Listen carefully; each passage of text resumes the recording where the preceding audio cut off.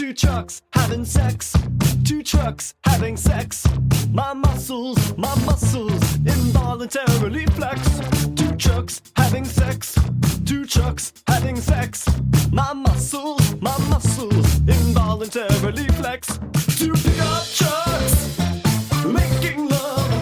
Listen up, Autothoughts and Decepticlowns. You are listening to Prime Cuts, a non-linear history of the Transformers franchise on television. I'm one of your hosts, Nero. I'm your other host, Audrey.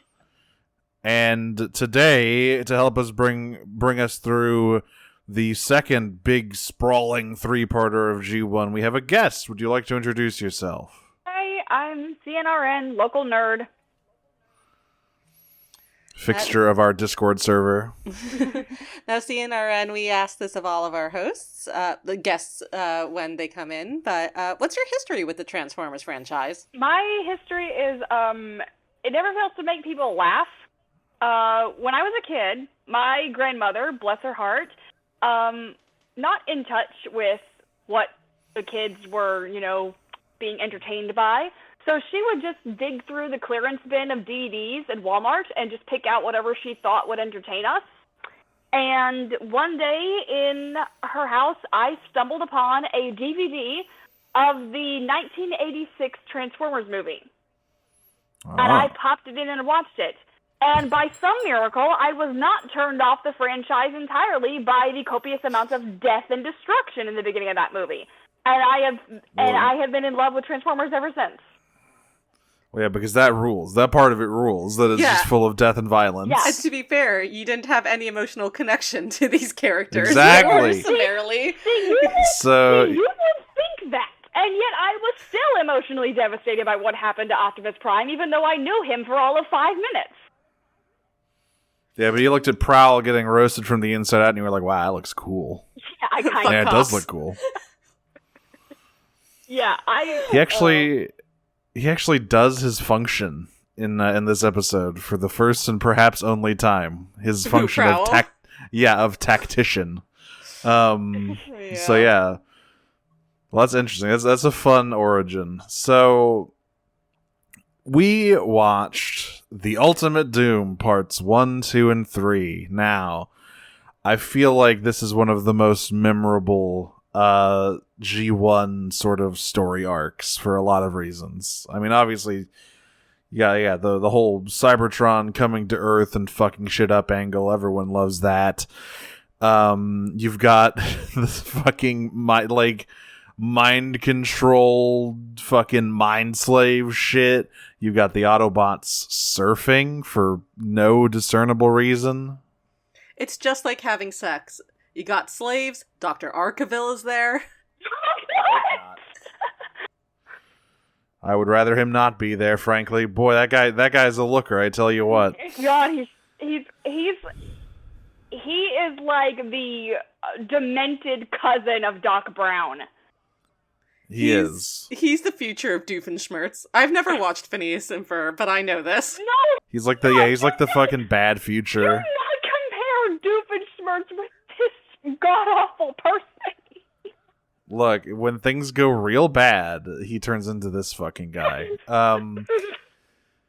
So it's very funny. I'm watching these on the Hasbro Pulse YouTube channel now because generally those are the best transfers, so they look the nicest. But it's so funny seeing their episode order because it's all kinds of fucked up. Fire in the Sky is like the second to last episode on their thing. Jesus.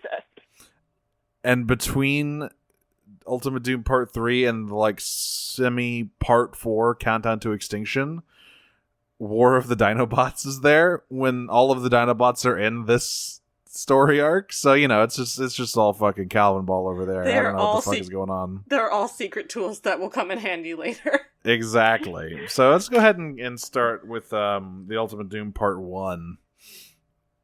And with the whitest Maharaja in the whole goddamn world. Yeah, we started off with Farquaad pointing white. Yeah, I can only imagine what happened is that the inkers just did not get the memo on who this guy was supposed to be, and it's like, how could they I don't know. not? It's in the fucking Taj Mahal. He's fucking wearing a turban. I mean, They're calling me the White Maharaja. I just gonna say, knowing what I know about cartoons made in this time, I guarantee you they did know exactly who he was supposed to be, and they just did not care. But Fuck it. we had Peruvians last episode that looked like Peruvians. Yes. There were other issues with those Peruvian characters, Yeah. but they looked like Peruvians. They were properly colored, unlike this dude who literally This just guy- looks like some guy. And it's so disappointing too, because like my very first thought opening this episode was like, wow, this is like miles ahead of its time. Because this Nope. white Maharaja, this white Maharaja's gift to his people is setting up like this huge solar panel field. And I was like, damn, that rules. And then it like pans over to him and you're like, well, milkshake duck, huh? Yeah, so he has turned his palace into a huge solar farm, basically. And of course, you know what that means. The Decepticons are here to fuck shit up. Mhm. Now, in counterbalance to the White Maharaja, they managed to correctly color and assign voices to all three of the Elite Shrine for this entire segment. Segment, important word, because there are Yes. many times throughout the rest of the episode where they do not.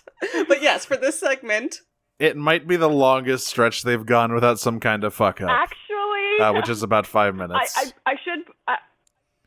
I did notice actually that in the very beginning when they first blast through the hole, Thundercracker does speak with Skywarp's voice at the very beginning. you're right, he God did. damn it. I was like, shit, I couldn't tell because Thundercracker and Skywarp have pretty similar voices. I was like, is that Skywarp's? I can't tell. Yeah. But I did make a note of that as well. Here's how I always Yeah, can, no. here's how I can tell their voices apart. Thundercracker always sounds like the Christian Bale Batman voice. He sounds really gravelly. Yeah, the Thundercracker is definitely does have like, he's got a deeper voice. It's down here. Exactly. And Skywalker is up here. He's like a pitched down rumble. Yeah, almost. exactly. He has more of that rumble affectation, and that's because he's a jackass.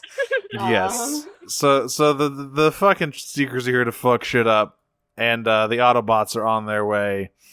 But as we learn, this is all according to plan because Megatron is hanging out with his new best friend. No, okay, hey, before we get to new best friend, this freak, I want to talk about a line here because we have to talk Oh. about how the Autobots are getting to India. So Nero and I Right. have discussed in the past the apparent tunnels or roads that lead from Portland to Bali.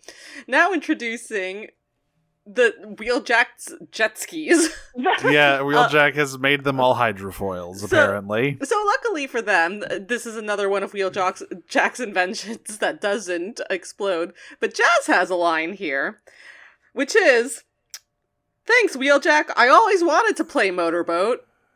Hey, Jazz? What? Let me check. Can I check if Jazz is one of the characters who's in a relationship with one of the female Autobots in that episode? Let me He's see. not. No, it's not. It's like Optimus, It's Ironhide. Yeah, it's And Chromia and Inferno. Ironhide. It's What? Inferno with Nautica, right? Oh, not first of Or all, not Nautica is Nautica, not Nautica. Moonracer. No, I is it- believe Yeah, is the Moonra- third one. No, it's Inferno with Firestar. Okay. Yeah, okay. Who is Moonracer just single? Is Moonracer just the fucking seventh wheel? That's sad. She's friends with Powerglide, but I don't know if they're like if it was mentioned that if it was like implied that they were dating. We know who Powerglide is dating. Yeah, Yeah. maybe it's an open thing. We don't really know. Yeah, Moonracer, Hang on. Moonracer and Powerglide are friends. Inferno and Firestar might be a thing. They might just be old partners. But Ironhide and Optimus are definitely with Chromia and Alita. Those are the ones that Yeah. are Right. definitely canon. Yeah. By the way, I just want to share with you all a picture I saw on Jazz's TF Wiki page. Oh boy. Oh no. Well, why don't you take a look in scheduling? God, I can't wait for us to get to the fucking Constructicons. Oh hell yeah! This is the one. This is from the one where they get stuck in vehicle mode because of one of Wheeljack's inventions. That's Hook, right? That's Bone Crusher, I think. really? It's kind of hard to tell. Yeah, it's Bone hard to Crusher. tell because they forgot all the purple. He's just green. Right. Yeah, he's just all green. So yeah, the Autobots are surfing, and well, they aren't literally surfing yet. They will do that once again for reasons I'm still unclear on.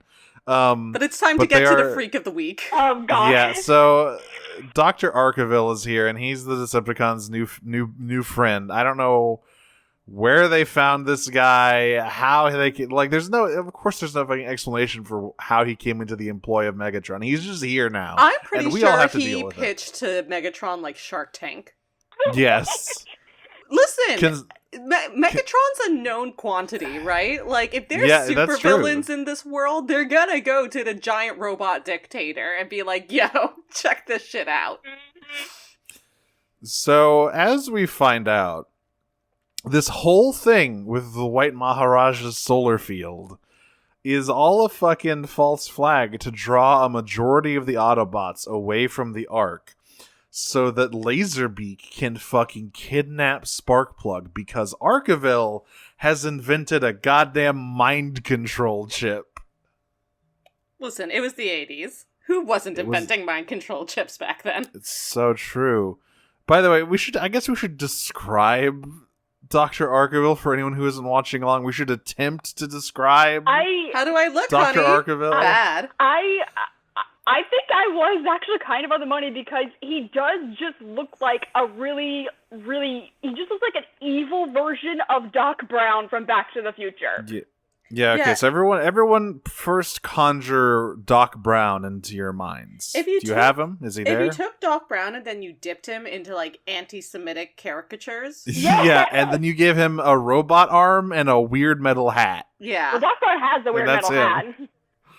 That's true. Oh, really?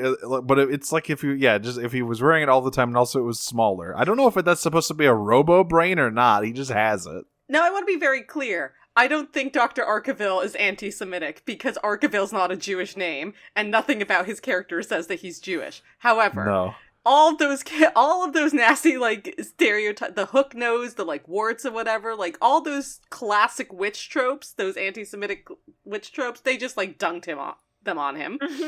Exactly.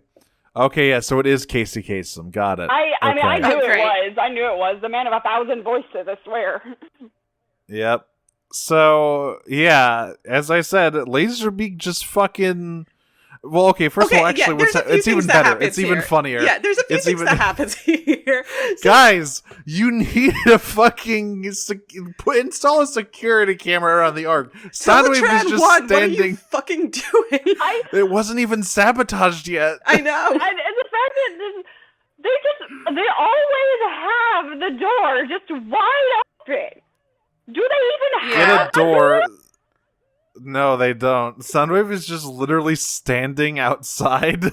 Yeah, he's just like ejecting his cassettes as fast as he can tap the buttons on his chest, flinging them at Autobot HQ. So the first thing that happens is Rumble, which is very funny because Rumble like starts causing a quake inside the headquarters, and Spike has one of the worst line reads I've ever heard, as they all try. Well, first of all, they identify the source of it by the heart monitor, the EKG that shows up on Ironhide's chest, which apparently points them in the right direction for this seismic activity.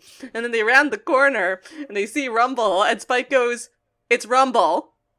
Damn, so true, bestie. It honestly just felt like it's like, damn, this bitch again. I mean, honestly, at this point, who could blame him? Remember when Rumble climbed out of a river and shoved him on his ass? Yeah. Wordlessly, completely wordlessly. Spike definitely has the most personal beef with Rumble. Rumble doesn't even fucking know who Spike is. Yeah, he doesn't. I don't think Rumble even registers him as like a life form. He's just like, what is that? It's another squishy. What's that weird creature always hanging around the Autobots? It's gross. Disgusting. It's got wet eyes. then Ravage does some shit. He attacks people as he is wont to do. But of course, all that is the coup de grace for Laserbeak to fly in through the volcano and snatch. There is one other thing I want to say, which is that Laserbeak, sorry, not Laserbeak, Ravage is wrecking shit, and I think he's going against Bumblebee, I want to say, and whoever it is manages to like throw Ravage into a wall, and Sparkplug and Spike are on the side going like, "Yeah, get his ass, beat that kitty to death." I want to see some fucking blood. I want to see some fucking blood on the sand. Specifically talking about how it's Ravage is an animal, and and I'm just like, Cyber PETA is gonna cancel their asses. Absolutely. Yeah, but immediately they get fucking they get Sparkplug right back because Laserbeak fucking takes him. Yeah. Mm-hmm. Just swoops him up and he's gone. And Spike is screaming and crying and throwing up. Shitting and farting and vomiting. Actually, what he just says, honestly, quite emotionlessly, the Decepticons have captured my dad. No. Oh no, Dad. The dissonance between Spike's animation and voice work in these episodes is quite striking. It's quite something. So it's like everyone was like, okay, we're selling the robots, right? So we have to get really good at animating robots, and then forgot how to do humans. Mm-hmm. He does a really weird, dead-eyed cry later. Yes! It's freaky. I don't like it. It's weird. More fucking evidence that he's a freshly budded human. Yeah. He doesn't know how emotions work yet. He hasn't figured that out. So the Seekers fucking book it. Job's done. Specifically, as they go, Optimus looks at them, and says, "They've pulled out," and I just want to say that's bad contraceptive practices. Why do they keep giving Peter Cullen these lines? I'm coming. They've pulled out. Yeah. Well. And the Starscream has a 99% success rate. Do not doubt my pull-out game, Prime. Jeez. Okay, so back at Decepticon headquarters, Laserbeak is coming down the elevator shaft that leads underwater. Oh, he's coming down the shaft. Pretty fun. He is, yeah. We get some pretty fun water physics in this episode. It's not how water works at all. Well, we get some amazing water physics. So not here, not here, but yeah. So Laserbeak. I want to mention this amazing interaction between Starscream and Skywarp. I was getting to it. Yeah. So they're on Laserbeak gets down first.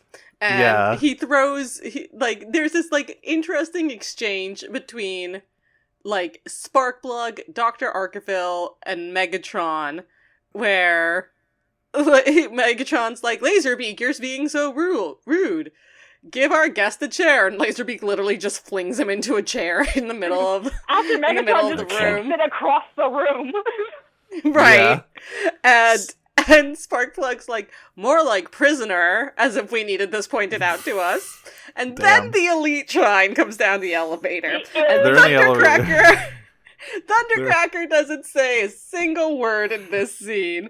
He is minding his own business. He is staying in his lane. Meanwhile, Starscream was like, instead of fucking doing a stupid false flag ad to get a fucking human, we should have just killed him. And Scarp's like, "Shut up." And then they literally start slap fighting. They are literally having a slap fight. What happens here is that Skywarp starts by praising Megatron's plan. Yes. He's like, "Wow, Megatron's plan was great." And Starscream's like, "I'm going to kill you." And when Starscream's like, "Actually, Skywarp, you fucking moron, it was a huge waste of time." And Skywarp's like, "Yeah, well, what are you doing?" Or no, that's what Starscream says, "It's a huge waste of energy." And Skywarp says, "You opening your mouth is a huge waste of energy."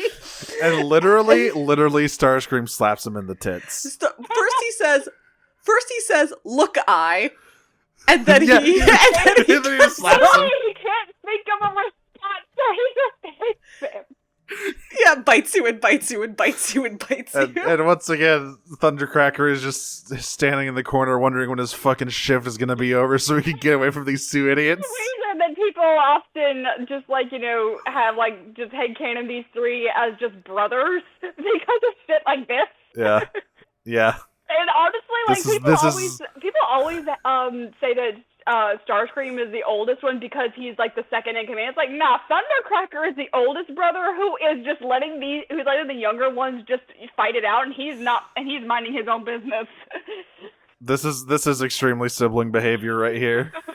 I do not see it. I am looking away. And of course, fucking Megatron tells him to knock it the fuck off when they get down there.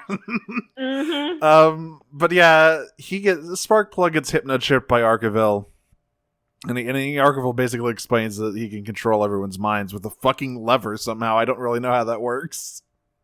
I mean, it's like, oh, you know, like you push the lever up and it makes them do it, and you push it down and they stop.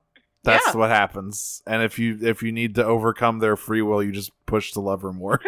What are you expecting them to put in, like, 20 minutes of technobabble? So we see the Autobots planning to rescue Sparkplug, and this is where Prowl is actually doing his job of tactician. He's like projecting a fucking plan on the wall and making some shit up. He also he starts off by saying, "I have a plan," and they're like, "Okay, but I'm not sure if you're ready for it, or if you have the cast iron manifolds for it." The what? Manifolds comes up in a later episode again. Prowl, what the fuck is a manifold? It's Prowl who says it later, too. I presume it means balls.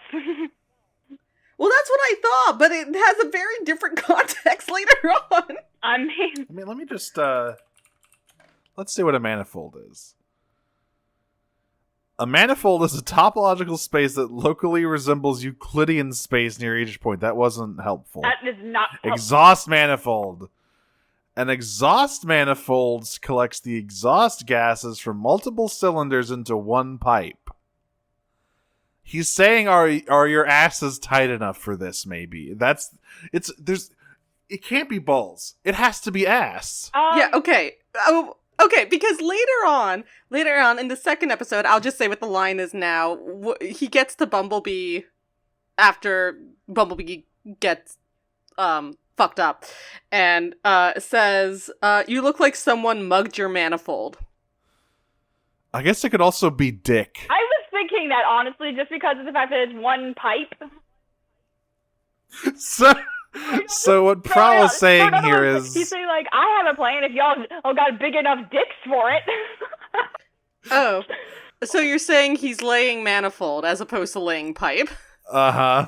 And Bumblebee was saying, wow, do you look like you got kicked in the dick? No, I mean, that was Prowl to Bumblebee. Oh, okay. Wow, Bumblebee, you look like you got kicked in the dick. Yeah. And Bumblebee just says, why do you keep talking about that? Stop bringing it up. It's weird. Yeah, okay. Great. One mystery solved. Into it. Into the PowerPoint it goes. So here's the plan. So Prowl has taken a leaf out of the Decepticons book, and he's decided he's going to run like a frontal distraction to draw attention away from the base, where Brawn, who has a fucking drill now, I guess. Brawn's an MVP in these episodes, BT He dubs. is. He is. We stand this is the Brawn Brawn in show. this episode. This is the fucking Brawn show. Brawn's the only good Autobot in these episodes. I fucking love Brawn. Brawn's the only one who gets shit done.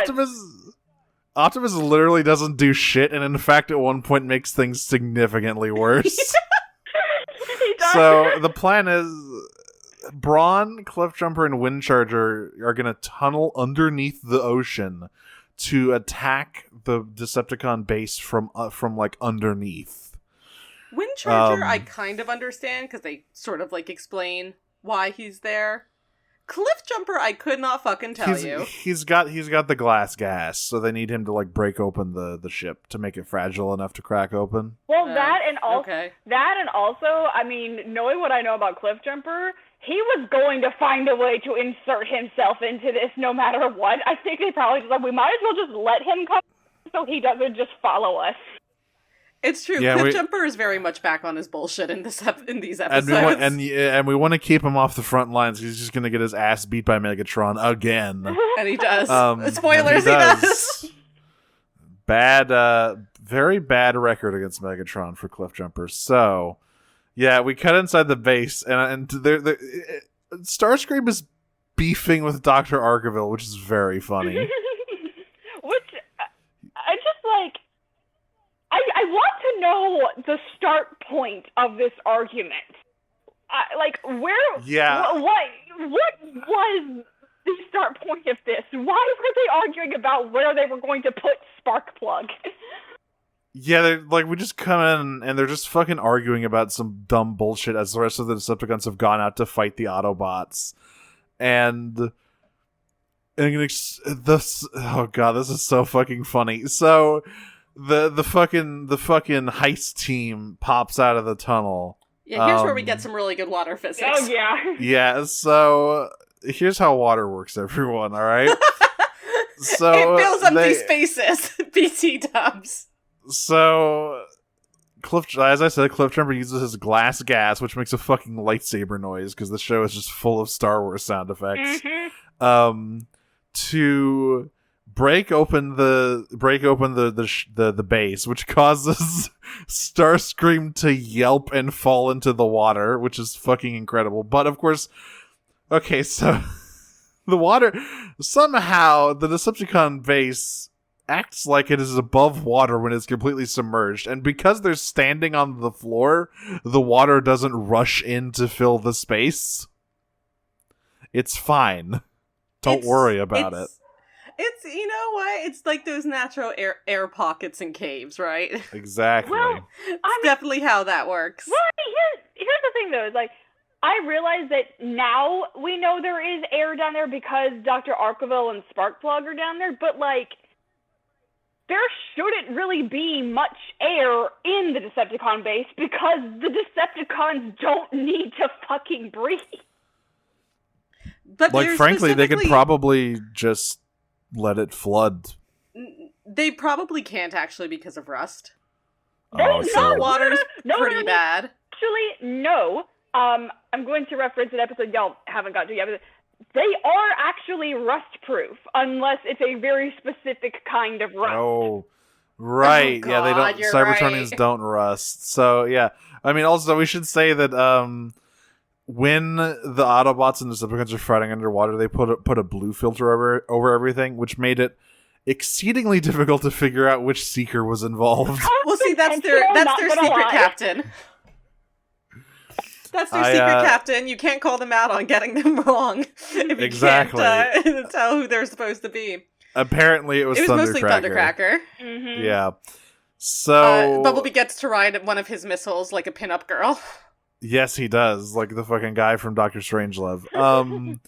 So they I just can't get over Starscream falling into the water it's like someone in a Bugs Bunny cartoon when he saws the ice out from under somebody. Yeah. Yeah, no, it's perfect. And he's like mid-sentence, mid-rant at Arkeville too, and he just like collapses right through the floor of the HQ.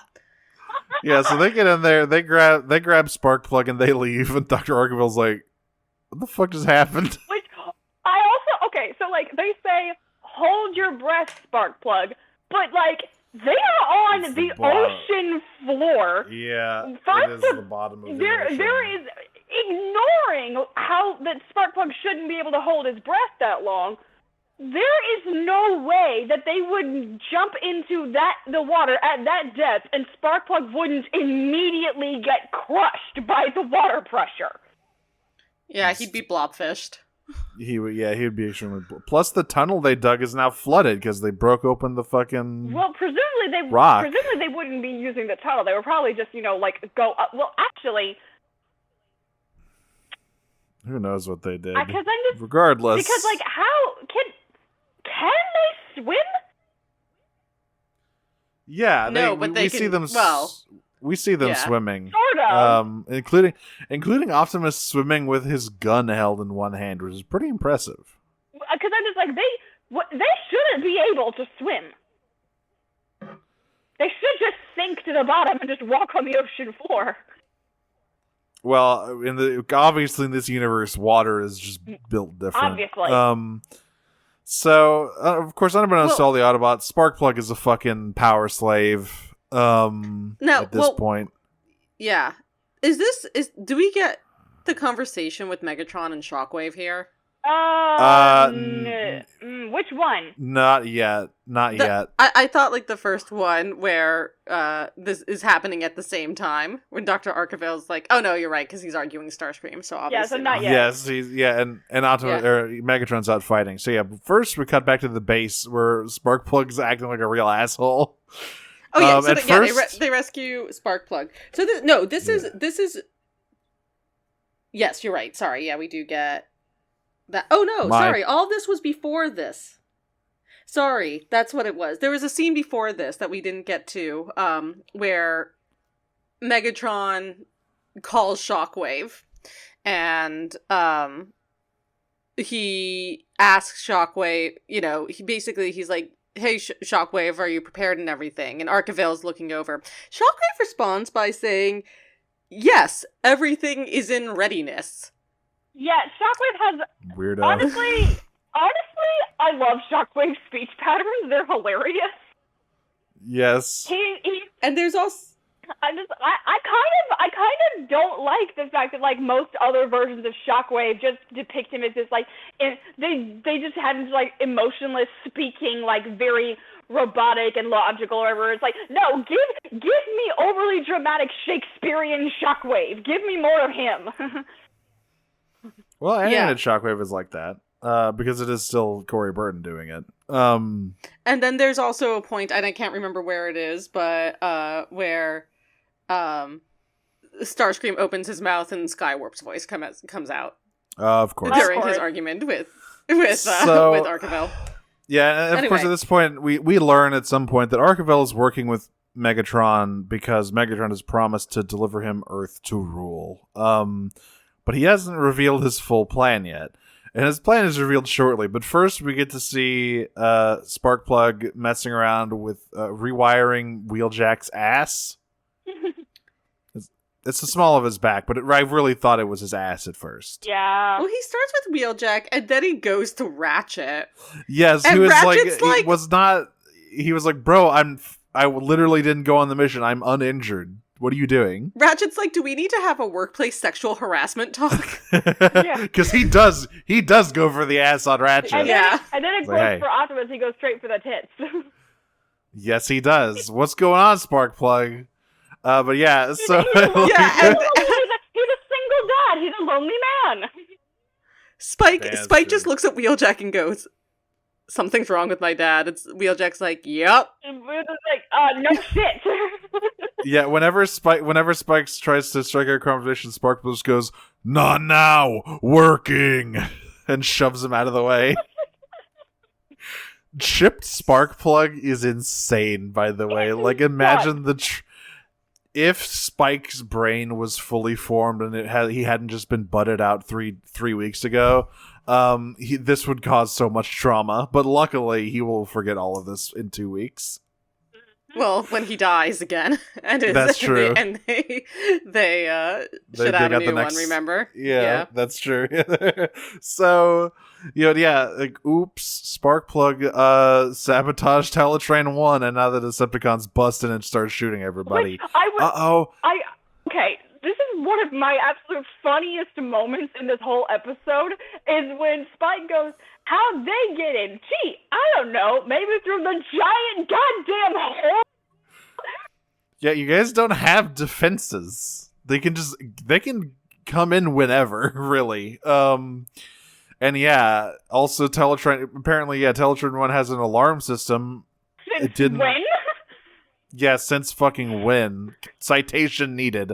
But it was sabotaged by Sparkplug, and Spike knows this because he trips over Sparkplug's favorite wrench sitting in front of the open panel to Teletrain 1. Meanwhile, Bumblebee is getting fucking decapitated over like 3 feet away or whatever the fuck. There's a point in this fight where Thundercracker just animorphs into Skywarp.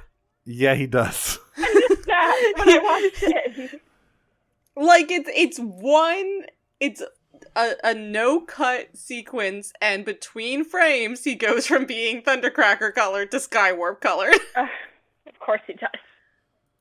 So, and also, can you just imagine if this scene had the exact same rules as the shuttle attack scene from fucking the movie? Oh god, it Just literally entire franchise ended right here. Just all of them get fucking executed. Oh, by the way, Sparkplug also sabotaged all their guns. Yeah, which so they can't shoot back. my thing about it is like, because the first one we see malfunctioning is Optimus, but like Ratchet stopped him before he could start working on Optimus. So like, when did he sabotage Optimus? I think, well, Optimus did get hit directly, so that was probably because, like, I guess he just worked on the guns separately. He just, like, did something to all the guns. I guess. Fucking whatever. It's unclear. Regardless, Spike has a plan. Don't Spike worry has about a it, plan. don't think about it. Mm-hmm. He knows how to fix Teletrain 1. Here, all right, everyone, get out your notepads. Here's how you fix an extremely advanced supercomputer, all right? According to a 16-year-old? Step 1.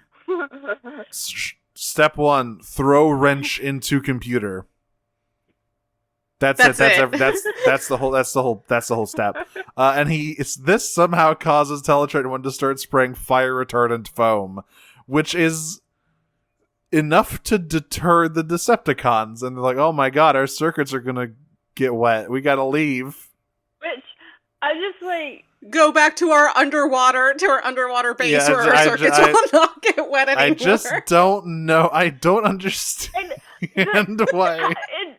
How and why did none of this apparently extremely caustic fire retardant foam land on the Autobots?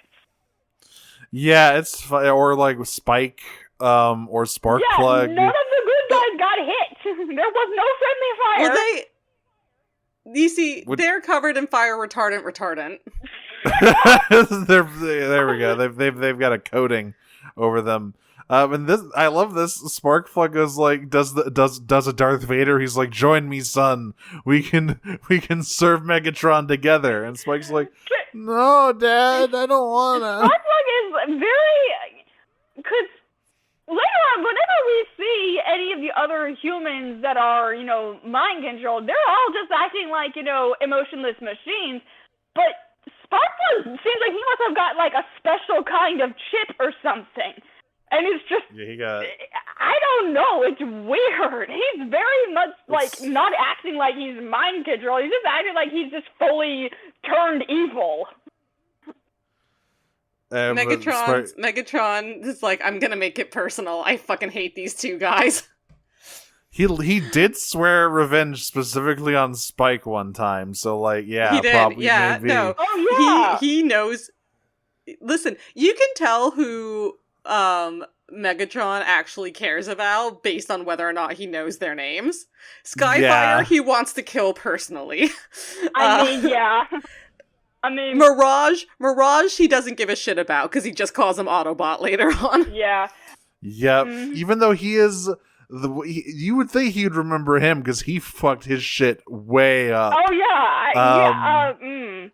I mean, I don't know. But I guess he forgot. To be fair, he may not have gotten a good enough look at him. That's true. He was like, "Who the fuck is that guy?" And then his ship exploded. Yeah, Mirage literally appeared for like 3.5 seconds. So, yeah, also the Sparkplug says, just like, "Next time we meet, it will be as enemies. Do not call me father." It's like, what the fuck, bro? Dramatic much? What is happening? And finally, we get the reveal of what the fuck Megatron's plan is, and it is... Hey, have you ever seen the movie Melancholia?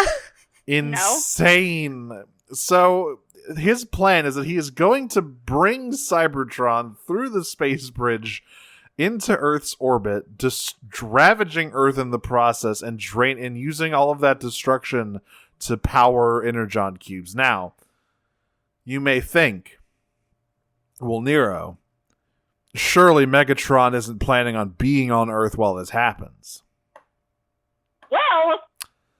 Well, he didn't think that far ahead. No, it's going to become a problem. Isn't this literally the plot of Transformers Yes. Prime? It is. No. It pops up several times, but here's this. So this plot, this three-parter from? forms. It. I know exactly what you're thinking of. It is 50% of the plot of Transformers: Dark of the Moon. Yep.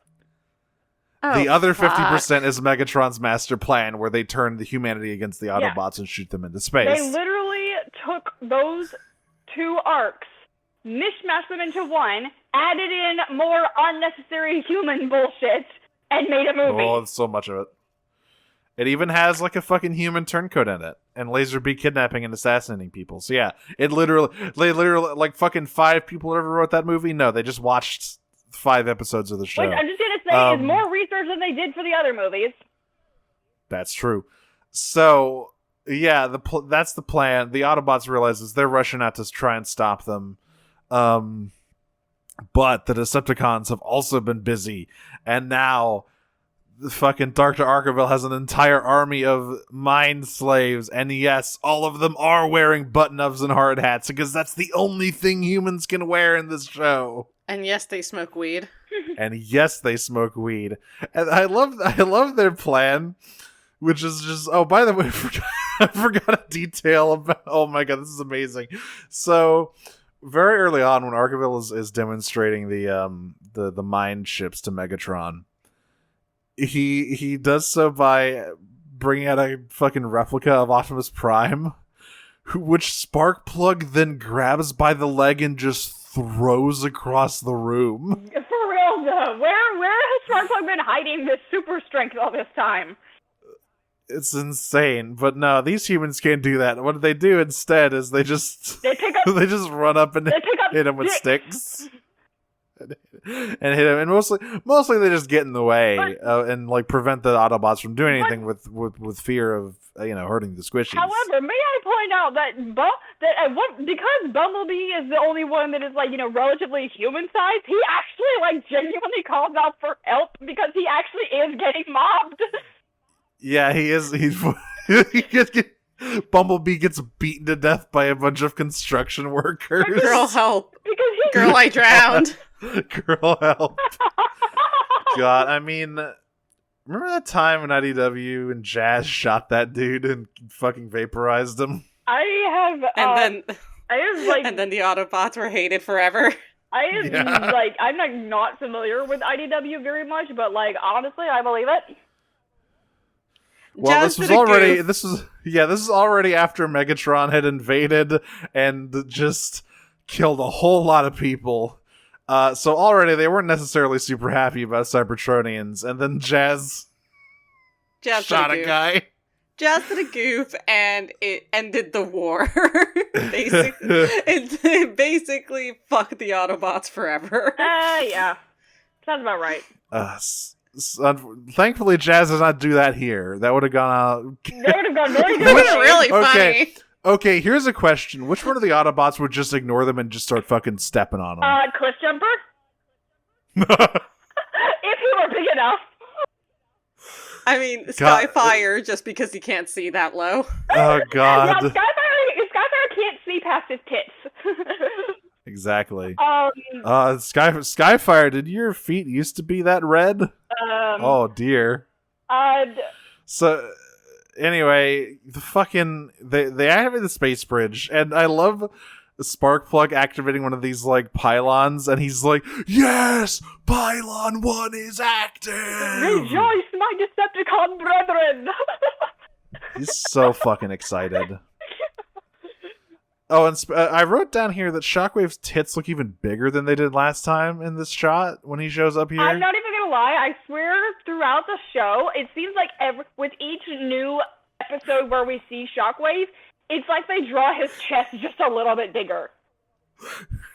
Fucking Pharrell's hat. But it's Shockwave's tits. So Yeah. they fucking get two of the pylons activated, and then Optimus has realized what's happening. He goes to the third one, and Megatron's like, "Wait, Optimus, if you destroy that pylon, Cybertron will also be destroyed." And Optimus is like, "Is that true?" And he's like, And then Megatron's, you want to take that chance? And Optimus just goes, No, I don't. And just Cybertron appears over Earth and starts tearing it apart, which, by the way, would also probably tear Cybertron apart. Like, two bodies of a relative size with their gravity acting on each other would go very badly. Much, much worse than this episode portrays. Yeah. I mean, way worse. I mean, it's not like the scales are not correct in the show, but it is implied that Cybertron is quite a bit bigger than Earth. Yeah. So Cybertron would have the superior gravitational pull, but Earth still has enough gravitational pull that it should do something to Cybertron. Yeah, shit should be getting fucked Then up. again, I don't know. Considering Cybertron is literally just a giant lump of metal, I don't know. It's quite dense. It's quite... Regardless. It's quite dense. There's also... Wait. What? Well, there's also a point here as this is going on as well where Spike tries to plead with Sparkplug. Yes. And he's basically doing Autobots are friends, not food. And But for a second, it works! it works for a second in Archivale season, and he's like, hang on. He pushes the mind control lever more, and that works. Yeah. And yeah, this episode ends with Cybertron starting to come on through. And I will say, the animation here is actually very cool. Yes. They do some things with layers. Again, like all of the Cybertron stuff, as it was in the first episode, is like very intricately painted backgrounds that actually look really good. Looks fucking great. That actually look very, very good. And then you have like these layering of some like translucent effects over it of like smoke and wind and stuff, and it looks great. Like, again, we give the animators a lot of crap, but this part looked good. I'm guessing these episodes are where they spend a lot of the budget, because like this is the big 3-parter, big story arc. One of my favorite moments is when Cybertron first appears. Like, first you have like the really cool effect of the space bridge opening up, Cybertron slowly emerging through it, and then it closes behind it. But then you actually see Cybertron absorb a portion of the Earth's atmosphere. Like, that was a cool shot. Just the way they animated the air flowing from Earth to Cybertron, which is actually kind of what would happen. Yeah. And I mean, so we don't see... Really well, we don't see any shots of cities in the next or third episode, but like millions and millions and millions are dead after this, right? We did see that tidal wave hit a coastal town, so I mean that's probably the closest we're gonna get. Untold devastation on the Earth here. Oh yeah, literally hundreds of thousands, if not millions, dead, ravaged by just the earthquakes and the tidal waves alone. Not even getting into the extreme weather. Remember that movie 2012? Remember what happened to California in that movie? That's happening to California right now in the second episode of this 3-parter. Mm-hmm. We had our own Pearl Harbor here today, Ashley Cachadorian. Speaking of, I like that this 3-parter has like special narration for previously on and next time on, and Victor Caroli comes in and it's like, next time on the Transformers, the Ultimate Doom, Part 2. Yeah, they literally only bring him in for special episodes. Like, they brought him in for the pilot, and they bring him in for a few more special episodes later on in the show.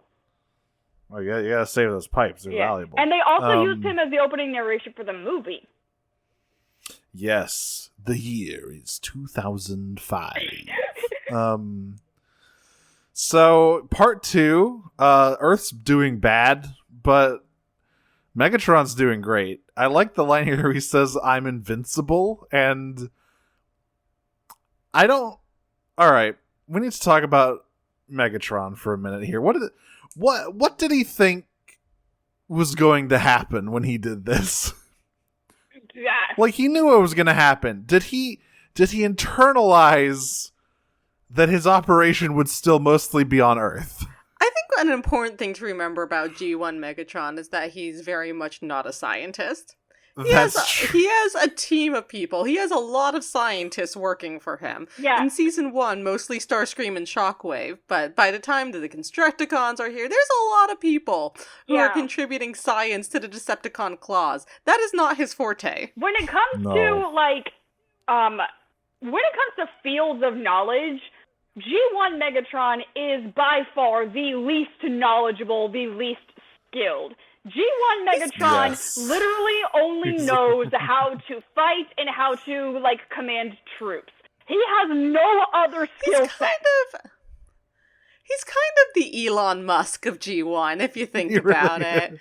He, has a lot of power, big ideas, man. Hold on a minute now. G1 Megatron does actually know how to do some things. That's true. He has skills. I mean, he has some skills. I mean, like, listen, he gets clowned on a lot once they're on Earth, but, I mean, by the time they reached Earth, the Decepticons had, like, basically almost won the war, so he had to have done something right. Or maybe it was all Starscream, because here's the thing, right? You are correct, Audrey, that Shockwave and Starscream are his, like, science officers. Shockwave is too much of a yes man to, like, say anything to Megatron. But Starscream is always bringing up, like, hey, Megatron's playing stupid as fucking. What does Megatron do? Yell at him, throw things at him, push him over, kick him in the dick, disrespect him. I mean, choke him, as happens in this episode. Yeah, and I will say, in this episode, listen, there's not a ton to admire about G1 Starscream, really, but you do gotta admire his commitment to defiance. I think a lot of people's perception of Starscream, rightfully, gets colored by how cowardly he is at points, but there's also, like, an odd number of points for him, more than in a lot of other media for the Transformers, where he actually, like, even when he's getting throttled, is like, what the fuck are you doing? Well, I mean, because even by this point, Megatron has threatened to kill Starscream so many times and not even attempted to follow through on it. Starscream has kind of gotten this, like, overinflated sense of, like, he's going to push me around, he's probably seriously hurt me, he's not actually going to kill me. Pussy game ridiculous. I think he and I both had the exact same thought when Megatron says, I will not warn you again. I think he and I both thought, well, that's just not true. But this is your... Come on now. Yeah. Megatron gives out as many final warnings as Disney makes first gay characters. This is your fucking 47th final warning, Starscream. I mean it this time. I'm so serial. It took a while, but eventually these warnings catch up to other versions of Starscream, like, say, Cyberverse Starscream. Or Prime. No! Whoa. Well, I would include Prime. Almost. It almost caught up with him. It only didn't catch up with him because a cave-in happened. That's true. But regardless, yeah, like, Starscream was like, hey, idiot. Because what happens is he commands the Decepticons to fight, and they just get owned by environmental hazards. Rumble literally falls in a crevasse. Okay. He's gone. The funniest thing is that, like, it starts off, he's like, alright, Thundercracker, you're with me. And, they go, and he's like, okay, fire, and Thundercracker's like, Starscream, the wind's blowing right in our face. And, Starscream's like, I said fire, and so Thundercracker fires, and the fire blows right into their faces. Which, I'm not gonna lie, the first time I watched this, I was not expecting literal fire. I was expecting missiles. I'm like, why are you worried about the wind when you're shooting fucking missiles? And then he just uses a flamethrower. I'm like, oh, that's why. when the fuck do you have this? And Thundercracker? Jazz and Windcharger are watching from the ground and making snide remarks, and Windcharger specifically says, I've heard of hot feet, but that's the first hot nose I ever saw. Shut your mouth, Windcharger. It's so funny. Let him keep talking. Let him bitch boy. It's so funny because all of the Autobots just like stand around and watch all of the Decepticons fail miserably, and they're just like, "This is great. I love this." There are so many times in G1 where the Autobots like rock up to something and they see the Decepticons just beating the shit out of each other, and they're like, you know what? Get the popcorn. Where's the lawn chairs? Or that's what literally what Mirage saw in the third part of More Than Meets Eye. He got up to the ship and all of the Decepticons were fighting. Oh my god! God damn it, guys! You can pull it together for just like 30 fucking minutes. You can win this whole thing. But like, to be fair, this time they aren't fighting each other; they're fighting the planet and losing. Yeah. So Megatron seems undeterred by all of that, so he turns to Soundwave and says, "Hey, I need you to clear this work area. Can you use one of your fucking sonic blasts?" And Which he clears the work area, all right, of all the workers. Yeah. So first of all, he fucking this sonic blast turns off all of the fucking hypno chips. Good job, Megatron. Second of all, his own troops are not immune to it. Starscream and Thundercracker fucking fall out of the sky. And finally, everyone starts running away. All the Autobots start retreating. And I gotta say, it's very funny to watch Sparkplug crawl into Skywarp's cockpit. Which I do. I guess it's because Dr. Arkville had to like increase the power of the ship when Spike like basically actually managed to break through the hypnosis. But why did this not free Sparkplug along with the other humans? He's special. He had that extra strength hypno chip. We needed the emotional impact. Yes. Yeah, that's definitely what we get. Yeah. So after all that, Soundwave turns it off. Megatron is immune, I guess. This is when Starscream walks up to Megatron and says, "Hey, dipshit, did you forget we were going to be on the planet when it was exploding and shit?" And Megatron literally just chokes him out. Yeah. Megatron chokes him out and goes, I'm not owned. Yeah. And it's like, this is your last warning. One more fucking word and I'll blow you up. And Starscream goes, "Yeah, what the fuck ever, man." Meanwhile, Laserbeak's still taking dudes. He's been on dude-taking duty for the past fucking 30 hours or whatever. Yeah, I'm pretty sure this is like this is a major like human resources violation. Laserbeak is entitled to at least an hour break every 8 hours. He gets an energon quicker every time he comes back. So this Arctiville's like, "Hey, Megatron, I want to talk to you about something. You said I could rule over the Earth once you were done with it, and I can't help but notice that it's being destroyed." And Megatron goes, Megatron's "Yeah, you sorry. You can rule over Earth. What's left of it? Oh, seems like a you problem." It seems like a you problem, asshole. I would like to point out as well, like, I think this actually, Dr. Arkville actually did bring this up once before when he found out they were bringing Cybertron here, and Megatron was literally just like, that seems like a you problem, fam. And Arkville's beginning to think, maybe Megatron isn't the best business partner. So, and Arkville also remarks, "Hey, I don't really feel safe also being here." And Megatron's like, "That's fine. I built an exact replica of your lab on Cybertron. You can just go up there." And so a lot of this is spent on Cybertron now. Mm-hmm. Yes, he re-chipped Sparkplug because the chip was a little bit fucked up by Soundwave's sonic scream. Yeah. And so we re-chip him and he brings him up to Cybertron with him.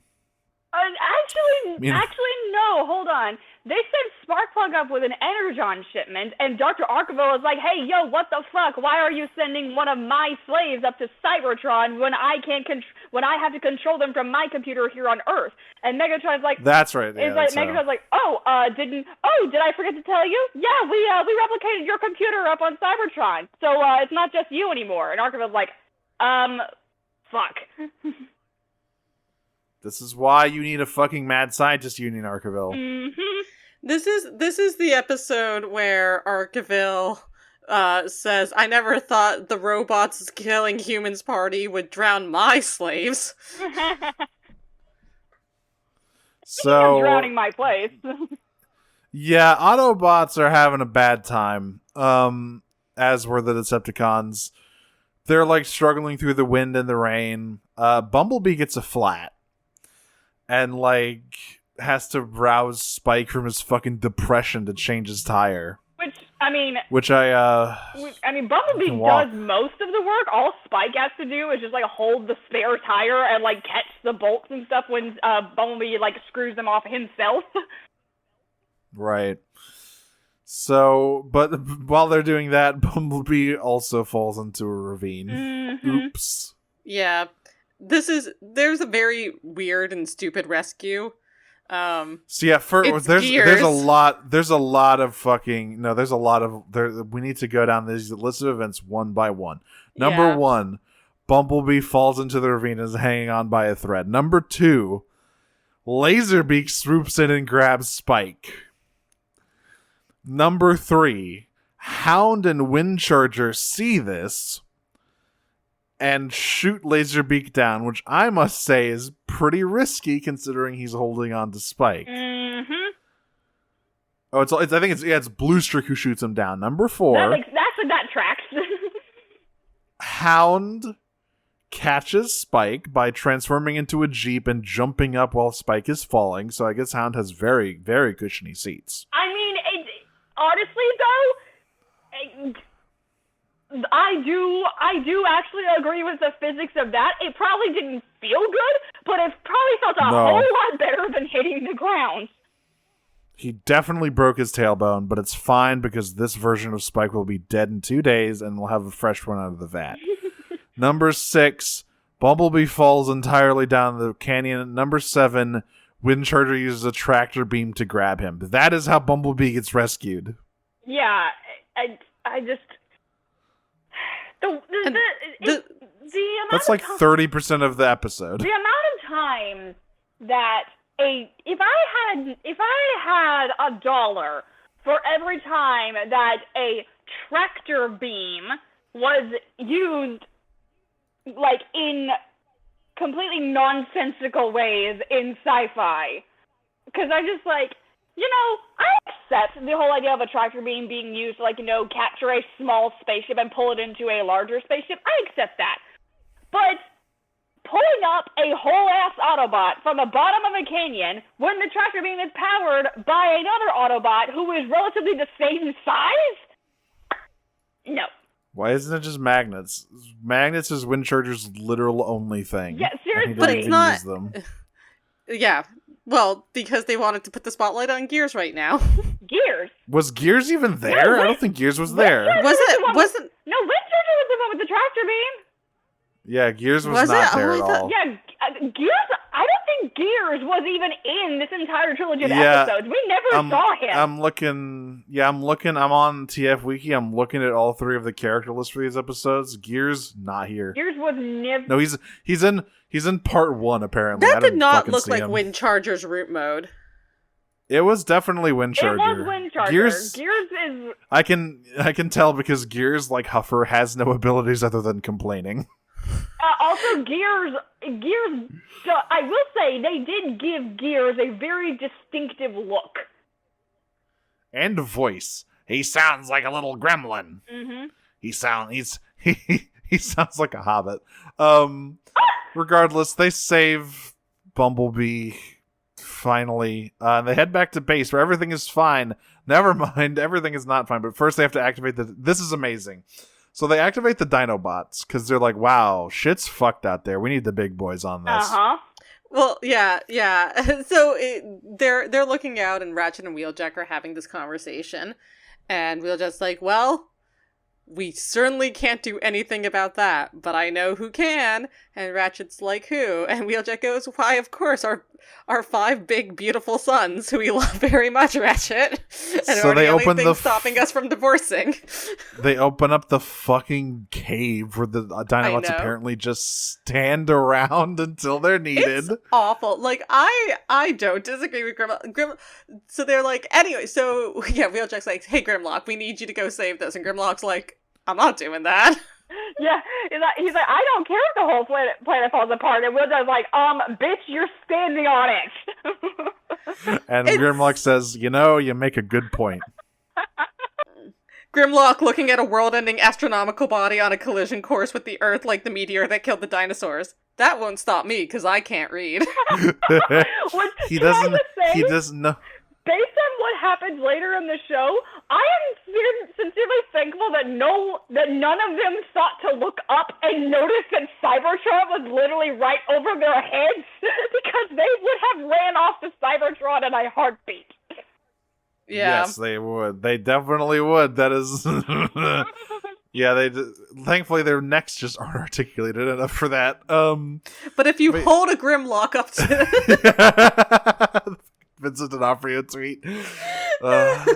So while the Dinobots are out trying to stop tsunamis from killing everyone in fucking Slag the can't coastal look at United the night States, sky, but if you But hold a Triceratops, you can tilt him up so he can see the stars. I would like to be treated like that. If Wheeljack wrote that tweet. So then, but thankfully everything's fine now. Oh wait, never mind. The fucking, but it's so funny because in this sequence, both bases are just having a bad time of it. yeah. Oh, yeah. The Decepticon base is It's flooding. one volcano exploding in a Transformer series, Michael. How bad can it be? Yeah. So first of all, in the Decepticon base, it starts fucking flooding. And Starscream is literally just standing in there.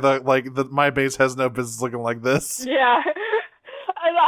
And then Soundwave starts panicking because he can't get the door open. Door stuck. Door stuck. Megatron. Door stuck. And then Megatron just blows isn't it up. Isn't it Mayday, Mayday that he says? Yeah, Yes, it's it's a Mayday. Mayday. Mayday. And then, It's a bug hunt, man. can I just say, We're fucked. one of the only times that G1 Megatron actually sounds like scared is when he tells I was like, stand back so I can get the door open, you idiot!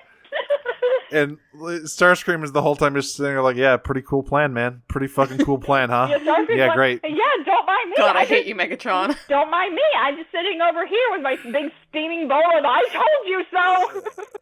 And this time Megatron cannot fucking rebuke him. Like, no, there's nothing you can say to this. You did fuck up. Meanwhile, the Ark is also having a bad time of it because, oops, the fucking volcano is active again. So we get a shot here of 4 Autobots that cover every size and shape of Autobot that we get. It is Ironhide, Optimus, Bumblebee, and Skyfire. Yeah, I want to point something out because it's so fucking funny. Can I just say, though, first, that the size difference between Bumblebee and Skyfire is unconscionable. It's insane. He comes up to, like, his knee. Yeah. It's insane. But, so yeah, it starts with those 3, then the volcano starts erupting, and afterwards, like, everyone evacuate, shit's about to get bad. And you just see Skyfire run out from a side room. I just love the fact that, like, Skyfire literally just, like, honestly, Skyfire is a mood because he literally just hides in his room all day until something goes wrong that forces him to come out. We stand an introvert king. He's an action man in these episodes, though. I will say, is. I love him. He gets some real W's in. Yeah. Yeah, but I just love him running out of his room like, hey guys, what's going on? Oh shit. Because seems then now I'm no geologist, but that seems bad.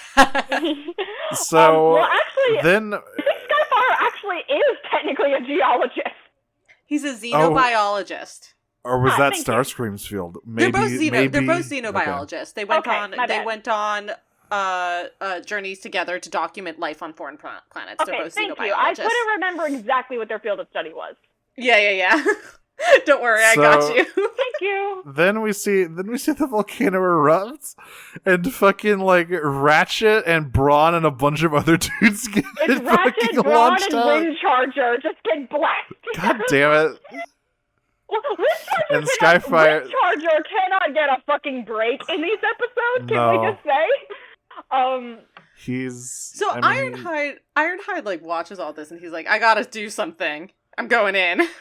he just goes And he in. goes in, and Bumblebee's like, Optimus, what can Ironhide do in there? And Optimus is like, I don't know. let him cook, Bumblebee. And Let him cook. I just like, Optimus, you are showing a surprising lack of care for your apparent best friend running into an active volcano. Yeah, he's my fucking oldest comrade. We fought side by side for fucking millions of years, but His best friend is Roller. His I, best friend is Teletran 1. I love your Teletran one. Yeah, but so Ironhide. Now we had in episode 1 we had interesting ideas about water physics. In episode 2, we have interesting ideas on how volcanoes work. Did you know you can just turn off a volcano? I mean, Just turn it off. To be fair, honestly, because it's been a long time since I watched these episodes, when I was rewatching these for this, where I thought this was going, because it wouldn't have made any more real world sense, but it would have made some amount of cartoon sense, is if I thought that Ironhide's nitroglycerin gun, his liquid nitrogen gun was going to come back out. I thought he was That's what I thought See, was going to that happen would as actually- well. I thought he was going to try and freeze the lava, which actually would have made some sense. It Yes, wouldn't, in well, the real because- world, it wouldn't have worked, but it would have made But it- sense. It does make sense because you're neutralizing the energy of the lava. Now, what he does instead is bury the lava with a bunch of rocks, which is not. Now, a volcano, I don't know if you all know this, but a volcano erupts because of a large amount of pressure buildup. Mm-hmm. And you can't turn off a volcano by adding more pressure. And also, I don't Sure know you if can. you know. Ironhide just did it. And also, I don't guess know that's if you true. know this, but lava is molten rock. It's So, really hot. dropping more rocks into melted rocks it's just going to give you more melted rocks. It's like when you're doing like wax warmers or like wax seals. When you drop more wax into the liquid wax, you get more melted wax. You don't suddenly turn the wax solid. But it's fine. They turn it off. Yeah, they turned it off. They turned it off. Honestly, like I would have been less angry if they had just shown Ironhide finding a secret room in the volcano and flipping the off switch. Wheeljack installed that. Flip the off switch and Yeah. it explodes. So we see the Dinobots heroically saving an abandoned coastline by sort of redirecting the tsunamis. Meanwhile, a few miles away, fucking their coastal city has just been annihilated. Hundreds of thousands dead, millions more missing. But it's okay because they saved this beach. Mm-hmm. It's okay. The tourism money's going to pay for all of that. Exactly. Exactly. All those tourists that are going to be left. Let's be real though. The Dinobots would. The Dinobots would leave a city to burn, and they would protect the forest. Exactly, and they're right to do it. So Spike overhears the Autobots talking about something. And is like, what are you talking about? And Optimus says, Spike, I didn't want to tell you I this, think maybe we so should. I'm going to tell it to you. He's like, we shouldn't tell the boy. And Spike's like, tell me what? It's like, oh, well, I guess I should tell you. Like, Optimus, you don't have to. You don't have to tell him anything. But he's like, your dad's on Cybertron. He's like, what? And he's like, that's exactly what I didn't want to tell you. Then why did you tell him? To get that single tear. He does cry a single tear. You know what? We know the G1 Optimus is like the ultimate dad Optimus. His weakness is the puppy eyes. That's true. So Skyfire gets a band of idiots together to go to Cybertron. Who the fuck is this? Like Brawn, It's Brawn, Wheeljack, and Bumblebee. Bumblebee and Skyfire all go. Yeah. There's a few more. Jazz comes along. Jazz is right. Jazz Trailbreaker. I think is there, Trailbreaker's there. Is that Trailbreaker? And then No, it's definitely Trailbreaker. That's the last one. Is Trailbreaker. Okay. and they fly up to Cybertron.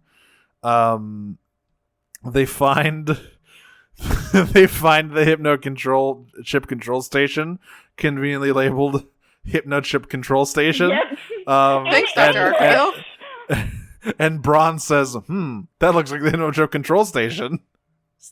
Again, though, I can't even be mad at Braun about any of this because he's such the MVP. He really He is. And then him. he calls Wheeljack and says, "Hey, Wheeljack, I think I found something called the Hypno chip control station." Wheeljack goes, "Hypno chip, eh? I wonder what that means." God. I don't fucking know. Meanwhile, Spike finds his dad. Spike finds his dad and he's like, "Dad, I found you." And then Sparkplug sounds the alarm. But after struggling a little bit, he's like, "Oh, I can't betray my son." And then Arkville nudges the lever and he just pulls the fire alarm and says, "You're gonna fucking die, kid." So, we're into Ultimate Doom Part 3 now. Mm-hmm. Correct. And Braun has a very interesting line here when all the Decepticons show up. What was the line? What does he say? "I don't suppose I could interest any of you in a magazine subscription." Yeah, because Hey, Braun, what does that mean? What the fuck? Girl, you are under fucking attack. Yeah, because what happens? It's so funny. What happens is that Bumblebee, like Sparkle has called the alarm. Spike is fucking crying with his face completely dead. The tears are streaming down, but like, his face isn't looking sad. He's just like staring straight ahead. Mm-hmm. Bumblebee turns he's around and crying says, more now. He had this single tear in the last episode, but he is now crying without, in fact, moving. He's gotten like Botox. Yeah, He's frozen. Bumblebee turns around and says, "We gotta get out of here," and runs directly into Shockwave's dick, who is just standing there now. He's like, "Hey, who the fuck are you?" And Sparkplug body blocks Spike from escaping, and Shockwave was like, "Yes, excellent. Hold him right there. I'm gonna blow him up with my arm cannon." And Braun, Mr. President's Spike. Braun actually gets hit by Shockwave, which is remarkable because Shockwave can't shoot for shit. He really cannot. No, he can't. Well, to be fair, Shockwave ain't got no depth perception. Yes, it's true. On the other hand, he is a gun. Which I think this is the first time we see his alternate mode. Is this episode? Is, yeah. No, it's not. We saw it in the other one. Very briefly. Yeah. I think this is the first time he fires. This is the first time he fires, but he runs the same tests over and over again, and he tells the same story. Oh yeah. And he shoots, like, does practices while his robot minion is like, "I love that story, Shockwave. It gets better every time you tell it." So then, Soundwave runs in, accompanied by two random miscolored seekers, just two guys.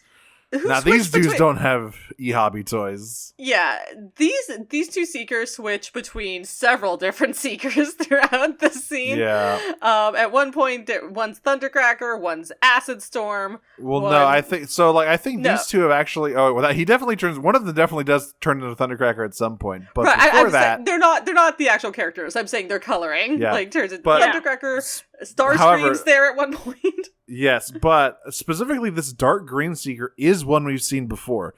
He and the baby blue guy too.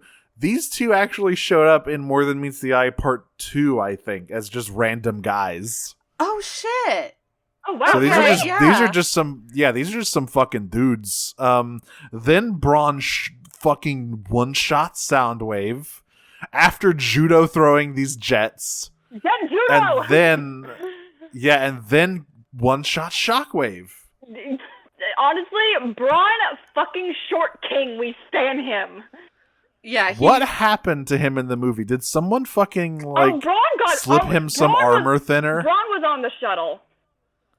Yeah, so if you're on the shuttle, you take a fucking -70 to armor. No, here's what happened. In the shuttle, Braun was literally the Decepticons broke in. Braun was the first one to notice, and he was the first one to try to attack them, and then he got fucking wrecked by Megatron. Okay, so it was Megatron, because I thought for some reason he was killed by just scavengers shooting him with a pistol. But Megatron transformed into a gun, landed in Starscream's hand, and then Starscream just shot Braun point blank. Right. I like how we can hear how formative this was for you as a child. Yes, you remember the sequence perfectly. I have watched. I have watched this movie so many times. Instruments of Destruction is playing in your head right now as we speak. It's true. It's true. I don't tell you the words to save my life, but I can hear it in my head. Speaking of shot point blank, Skyfire Kool-Aid Man's through the wall. Well, what? No, he doesn't. What he does, so he blows it up. No, he doesn't. Shockwave does. So Skyfire is the last one to try to get out of there, and Shockwave goes, "You can't get out!" and tries to shoot at Skyfire, blasts the wall open, and Skyfire just looks at him and goes, "I can now." No. Well, you missed this. When they show up. Yeah. Skyfire blasts the wall open and gets this perfect line. He's like, "Can anyone join the party, or do we need an invitation?" Oh, you're right. Sorry, the entrance, not the exit. There's a lot of Kool-Aid Man in this. He fucking obliterates these two generic seekers. They're just dead. I'm a pacifist, but yeah, exactly. So then Shockwave accidentally blows up the wall there. And then this shot made me fucking cackle out loud, because after they all get out of there, and then they cut to the front door where Starscream and Thundercracker are just standing guard silently, and there's a beat, and then the fucking door explodes and they go flying. We didn't hear Starscream's trademark squeal. Yeah, we didn't hear him go, "Ah!" Also, this is the shot where they misaligned which button Soundwave presses to send off an alert. They sure did. He sure taps his dick. He was supposed to be pressing the back button, but he definitely just presses his dick. I mean, Decepticons. Yeah, and he sounds the alarm. This is when Starscream and Thundercracker get blown up. It's so fucking funny. That's hilarious. They do chase them in Tetrajet mode, which I appreciated. Yes, I very much appreciated that. And then they get the minions on the ground who are still in hovercraft mode. Yeah, I think those guys are I guess that's what the reflectors turned into before. I guess, which I'm just but they really needed to become the more powerful camera when they got yes. Reflectors are such a weird concept for even in the realm of G1. Such a strange concept. Yeah. So fucking they manage to escape. Skyfire shoots the Seekers out of the sky. Who at he's one taking point no are prisoners. He's at one now. I must say I have the episode on the background. In between cuts, the two Tetrajet Seekers are both colored like Skywarp, colored like Scarp and Thundercracker, and both colored like Thundercracker. What's your point? Excellent work. So yeah, they give the cars a little slip and they head to fucking Wheeljack's workshop, where he's like, "I can probably figure out how to get rid of these hypno chips." Then we cut down to Earth. And the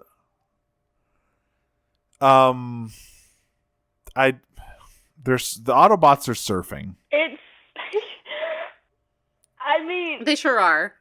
because my thing is, we had just established apparently that the way they cross oceans is Wheeljack's new hydrofoils that he installed in their vehicle modes. Right. But now And they're have surfing on them. They have surfboards that apparently surf under their own power.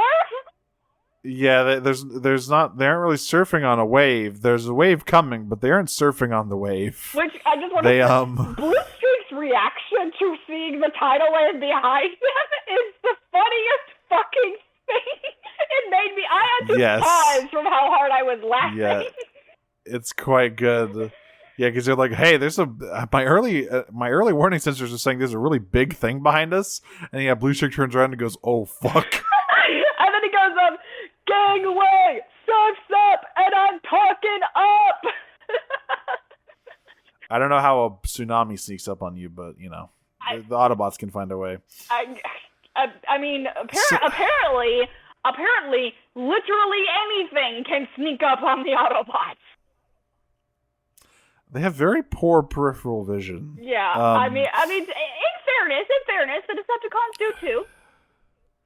So they go to this fucking artificial island where Arkeville has set up question mark. I don't know what this facility is for, really. But there's a lot of mind control dudes. Frenzy literally trips a guy for no reason. It was Rumble. He's just being an asshole. Yeah, excuse me. It's Rumble. Frenzy does not exist in the fucking cartoon. Not yet. Fucking Rumble literally trips a dude for no reason. Yeah. So what this machine is that apparently the idea of it is it's supposed to be a giant funnel for the tidal wave that's going to funnel the wave in, and then the wave will spin the turbines, which activate the generators, which generate huge fucking amounts of power that they collect into energon cubes. And I'm just looking at this thing, I'm like, there is literally no way that this structure is capable of withstanding a tidal wave. It's like that scene in Lord of the Rings with the Ents in the two towers. Yeah.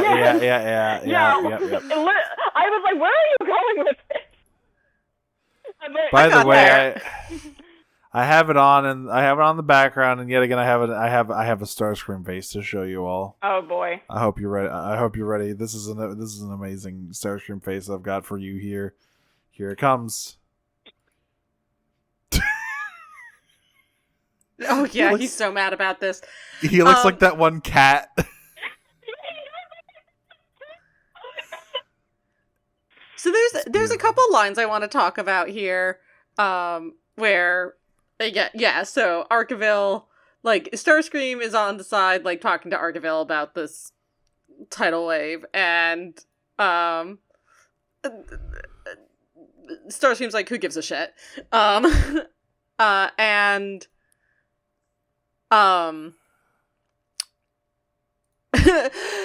They're talking, and Starscream is going to be like, hey, Megatron sucks shit, you should work for me. And Megatron comes over here and is like, hey, what's going on in this neck of the woods?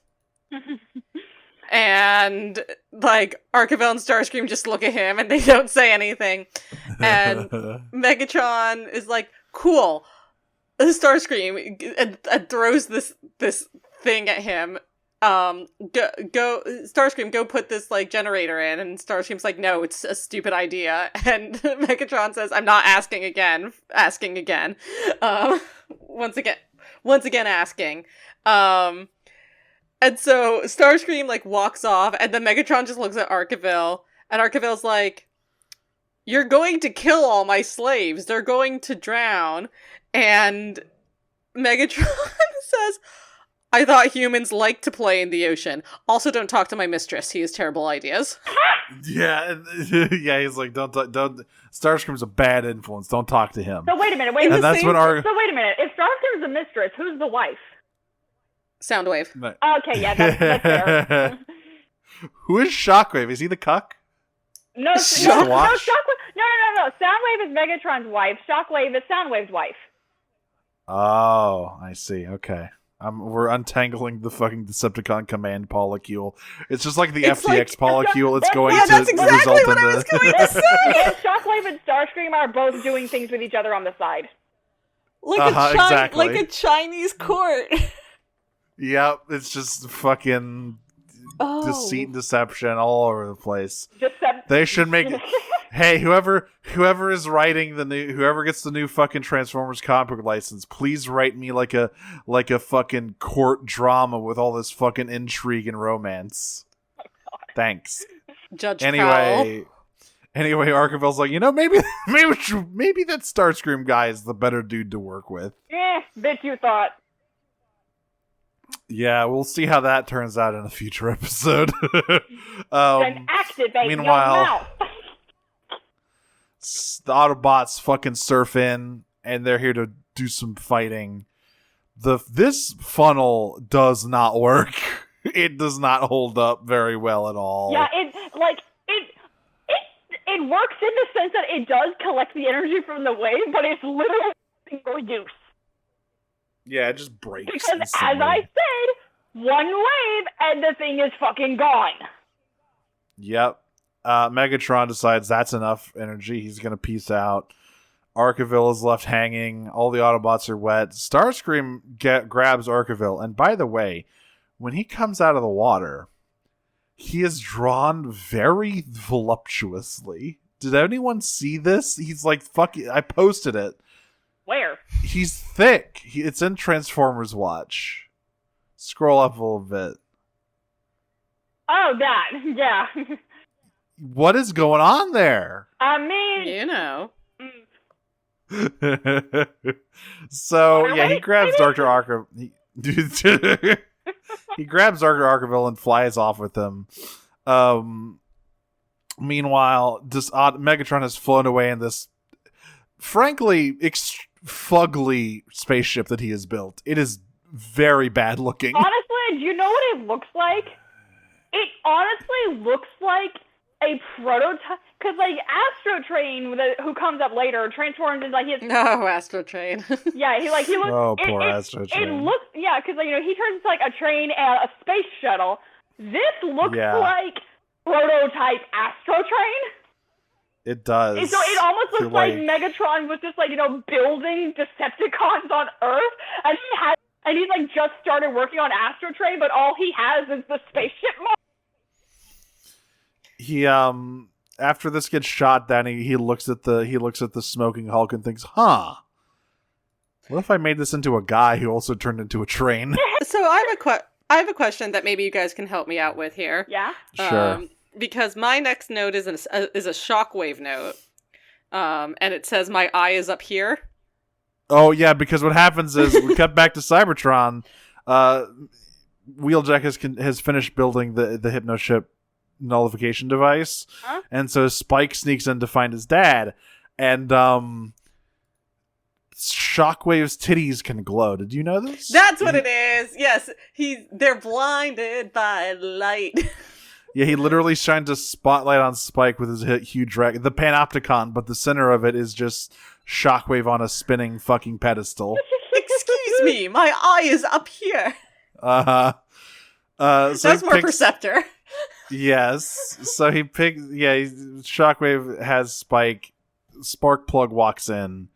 And we get the thing where it's like, my dad's stronger than that. Also, Shockwave drops Spike from like head height. Yeah.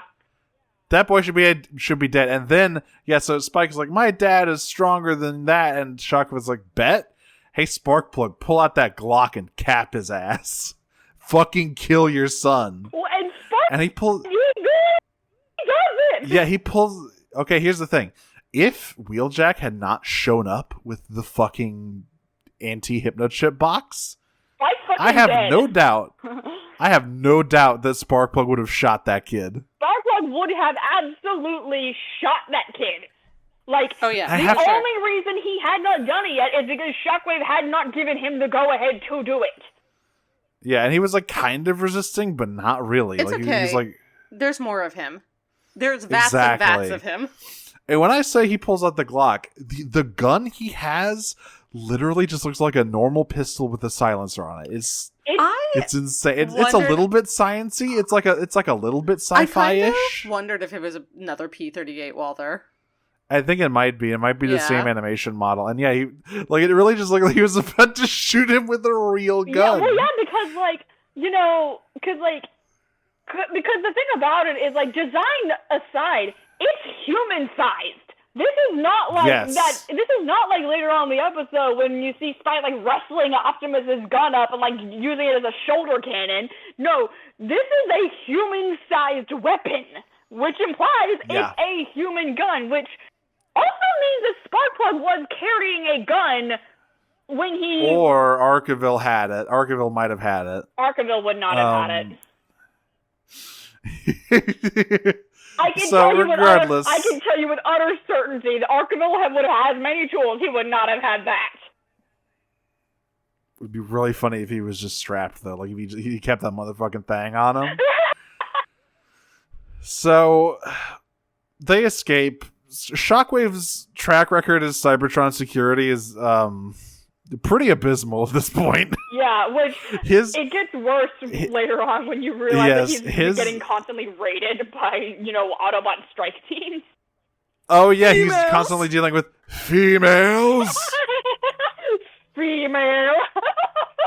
Yeah, like the fucking Babe Brigade is constantly fucking his shit up, and he's just can't do anything about it. Apparently, that episode, not only have they been raiding him, they've been raiding him so successfully that that's the first time he's actually managed to catch a glimpse of them.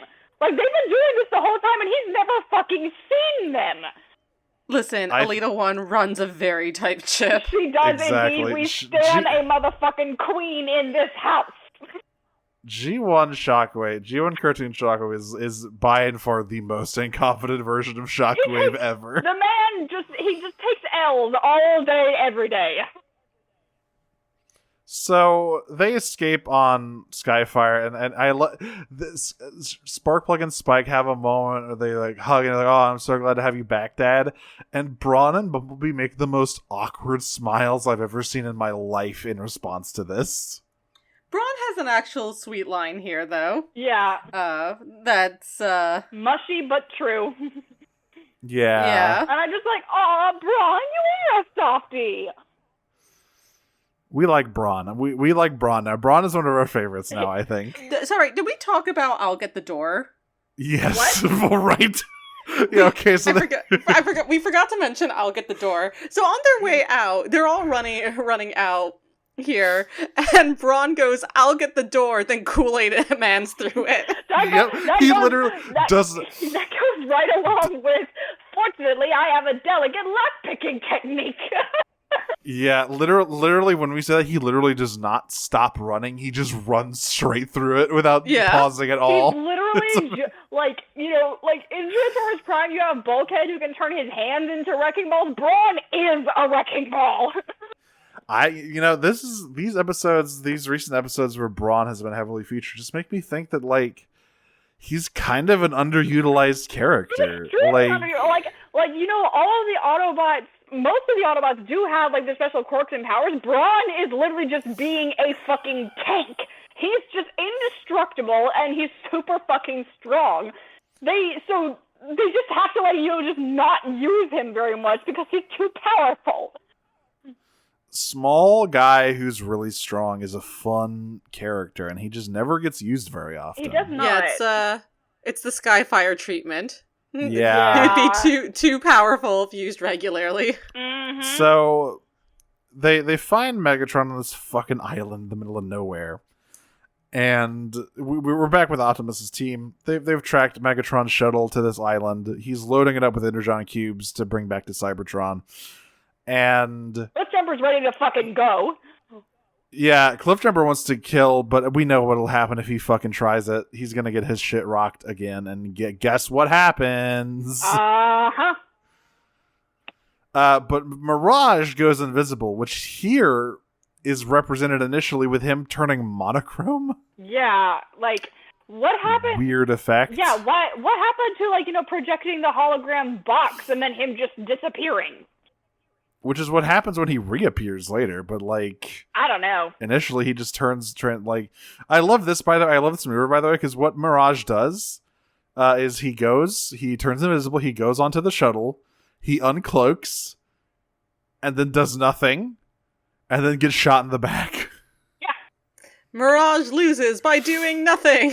Cool job, man. Also, during this, literally completely in plain view, Starscream is doing something. What the fuck is he doing with Archiville? This is so funny. This is so funny. He's like, he quote unquote saves Archiville, right?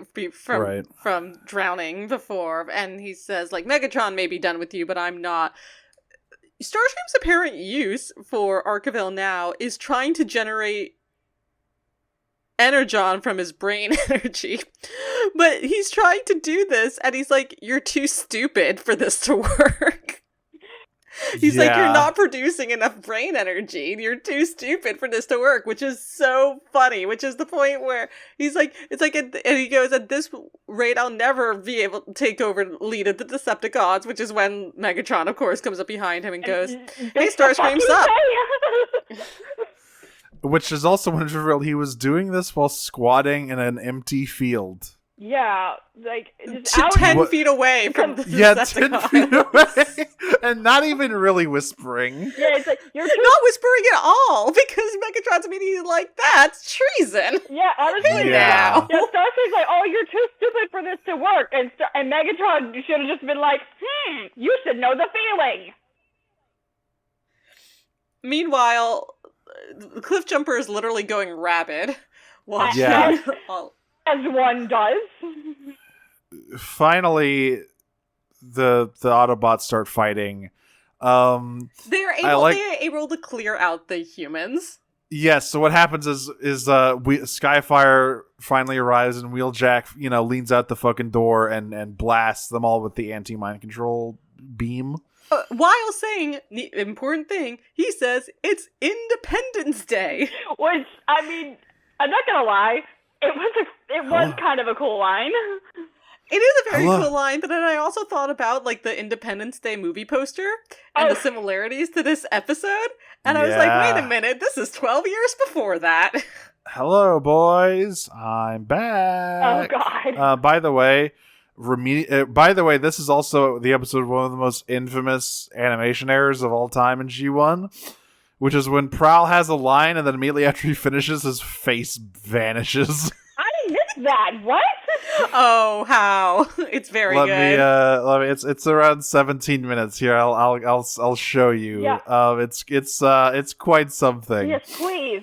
I am a sucker for these. So he stops talking, and then immediately his face literally just vanishes. It just poofs away out of existence, and that's what you're left with. That's almost as funny as Faceless Ratchet in Transformers Prime. Or that time they forgot to put Optimus's mouth plate on in this show later on.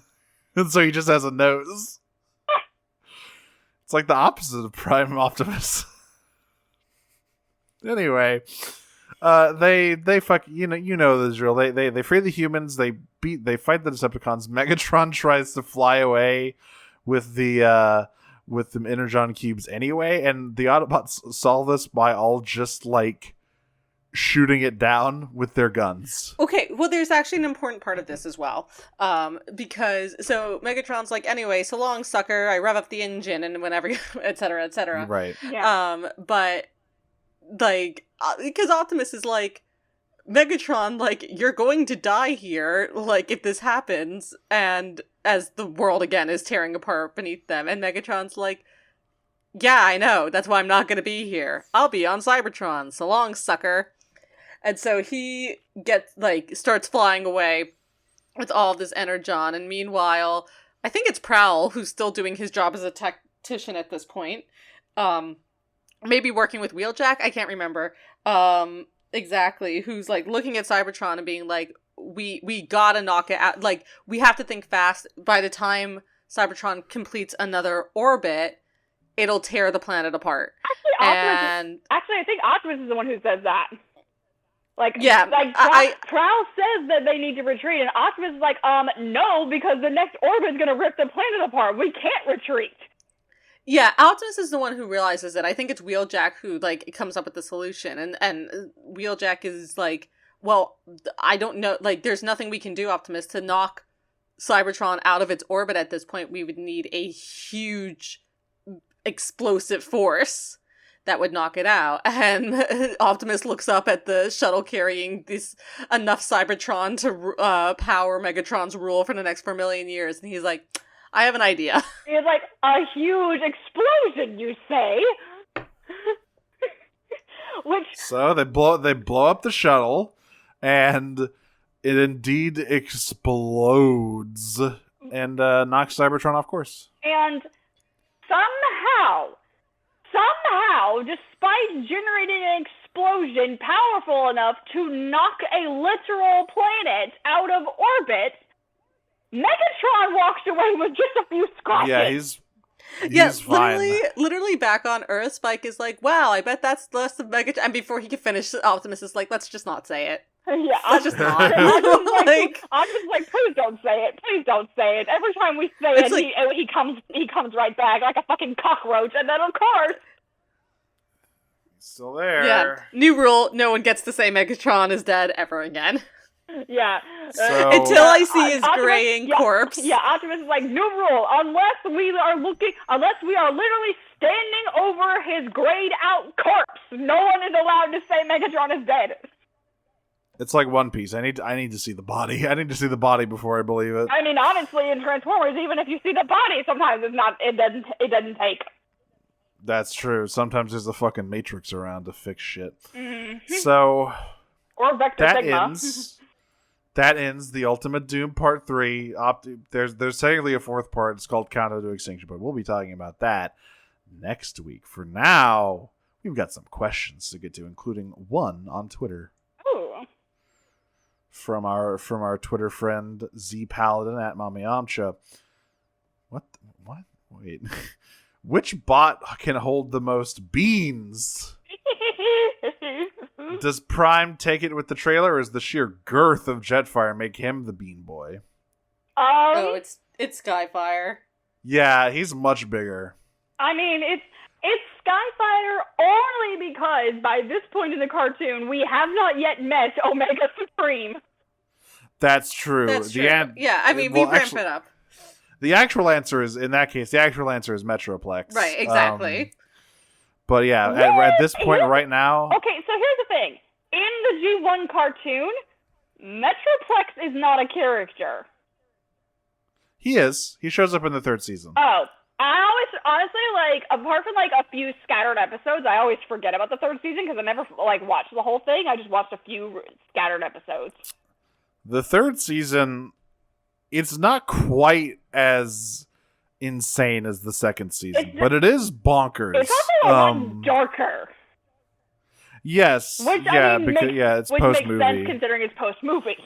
Right, exactly. Yes. Third season, it's like, so The third season we survived. And the third season is like, oh shit, we actually have to acknowledge that these people died and that people can die in this universe. I mean, yeah, there literally is a fucking floating mausoleum in one episode with all the people who died in the movie. Literally, statues in it. Literally, though.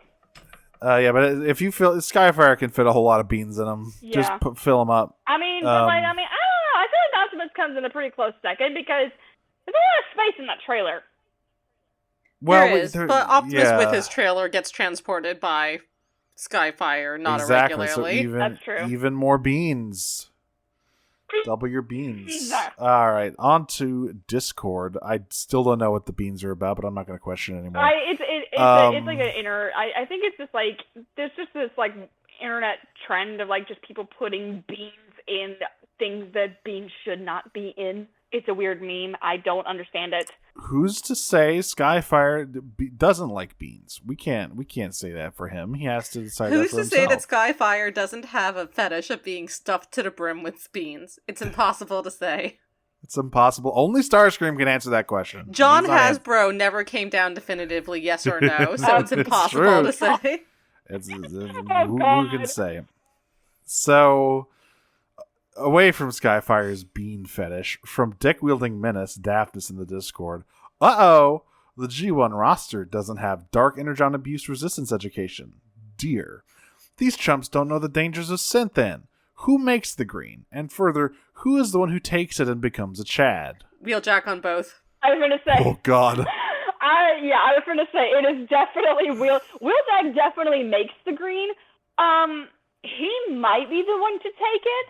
However, What about Cliffjumper? I think it's Cliffjumper. I was gonna say I feel like an argument can be made for either Cliffjumper or Grimlock.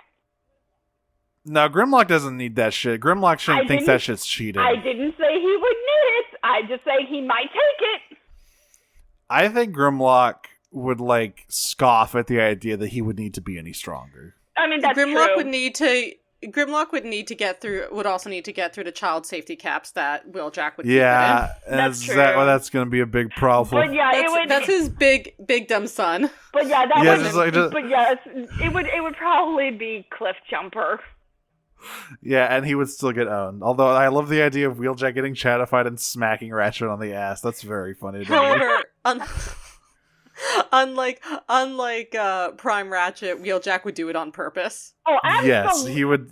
Absolutely. I'm going to get fucked up on this shit, Prime. I don't know if that's a good idea. I've already done it. Okay, Too late. But, okay, This Synthen ain't shit. Sega PlayStation. but also, like, it wouldn't happen. It wouldn't happen. But for your consideration, what if they, like, tricked Optimus into taking it? Oh, if it was a Decepticon plan? Yes! If Like, fucking what if Starscream... what if they thought that the Synthen would like poison him, but instead it just made him. I think Jazz tricks Prowl into taking it. Yeah, Jazz is like, right. homie, Jazz saying, homie, you need to relax. Yeah. I'm giving you cyber weed. Yeah, And Jazz, Prowl, Jazz is like, honey, I love you, but you're wound too tight. So, next up, from Black Arachnia Lovebot, if you could make one planet in the universe Earth's new neighbor, which would it be, assuming that Earth's physics would be unaffected? This is easy. Saturn. I mean, Because of the It's rings? It'd be so pretty. Yeah. I say Saturn only because they did say in the universe, so I'm assuming that fictional planets are not allowed. Yeah. It's so pretty. I kind of do want to, like, see... I bet the one that rains diamonds would be really pretty. What, Neptune? But like, would you be? Yeah, well, yeah. So there's a multiple. So Neptune does have diamond rainstorms deep in its atmosphere, but there are exoplanets that do have that. There's also the one that rains iron shavings, Yes. which is a little bit less fun. Yeah. That I know about that one, and I decided not to go with that one. I think the one that rains diamonds might be pretty. I have no idea what it looks like up close, but it could be what pretty. What if it's got like a very placid atmosphere and you can't really see what's going on? Well, that would be a bummer, but Yeah. I think it'd be worth it to check out at least. I think Neptune would be a good second choice because, like, I do like Neptune. just based on the new pictures from the Webb telescope, Neptune is fucking gorgeous.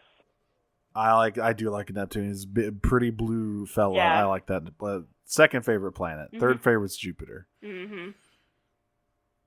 Mars can suck my nuts. Also from Black Arachnia Lovebot, which mad scientist or fiction do you think would be most at home in a Transformers universe? Ooh, okay. There are a lot of them. I mean, Okay. I think Dr. Archerville is to the Decepticons as Doc Brown is to the Autobots. Can you imagine Doc Brown and Wheeljack? Okay, but like if Doc Brown and Wheeljack met, the first thing they would do would be to figure out how to turn the DeLorean into an Autobot. That happens. That there is literally a fucking Back to the Future crossover comic where the DeLorean is an Autobot. Yes! Yes! His name is I mean, I shouldn't be surprised because I know there's also a crossover where the fucking USS Enterprise becomes an Autobot. Yes. Which is... And the Ecto-1. Which is honestly amazing. The Ecto-1 becomes an Autobot? Yep. Oh, Yes! you know who would love to be in a Transformers universe? Who? Heisenberg. Fuck. Who? He's obviously Walter White. He would obviously be a Decepticon. No, not Walter White. Sorry, Heisenberg Oh, the real from one. Yeah, no, from Resident Evil. Oh, Oh, you see, there's a lot of Heisenbergs running around. Oh, sorry. that one. The Resident one from Evil, who Village. controls metal already. Oh, okay. Oh, that's a bad idea. Okay, so, like, I would think... I 'cause forgot he's about like, him.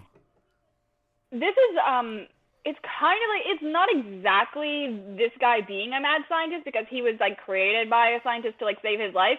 But my brain did immediately go to, like, fucking Inspector Gadget. Oh, shit. He's a That's headmaster. too much. Yeah, he's a headmaster. That's too much zaniness right there. That's like Millions Dead type of zaniness right there. But, like, specifically, the Matthew Broderick Inspector Gadget. Oh, fuck. Wait, I got it. What do you got? Inspector Gadget, but he's with the Junkians. Yes! Oh, yeah. All right, we found it. There we go. Yes, absolutely, yes. Also from Black Writing and Lovebot, if the Autobots and Decepticons had a surf contest to decide the fate of the Earth, which one do you think they would choose to represent them? Who wins? Well, if Beachcomber and or Sea Spray are around at this point, it would be one of them. If not, If it's just the ones we see, it's gotta be Jazz. Yes, who's on the Decepticon side? I disagree. Jazz has the best balance. He does. He's got the stunts. He's got the skills. I don't know. To pay the bills. I don't know. Blue Streak was pulling some crazy poses when he was running away from I guess that tidal that's true. wave, and he was maintaining perfect balance. So Blue Streak is also kind of a jock. I think Blue Streak would be the dark horse in this one. I think he would pull out the win I think he would pull out the win. Now, who would the Decepticons choose to represent them in this contest? Soundwave. That's not that's no question for me. He is perfectly balanced. Exactly, as all things should be. Oh my god, I knew you were going to say it. Okay, but see, here's the thing though. Well, no, but hold on. They would want to choose Soundwave to represent them. Who would actually represent them? Because do you honestly think Starscream. Do you honestly think that either Megatron or Starscream would be willing to sit back and let someone else take that glory? Starscream. Okay, Starscream absolutely would, because he's not getting anywhere near that seawater. That's true. Actually, here's what it is. Soundwave represents them, but they have Skywarp doing Dick Dastardly type shenanigans as well. Absolutely!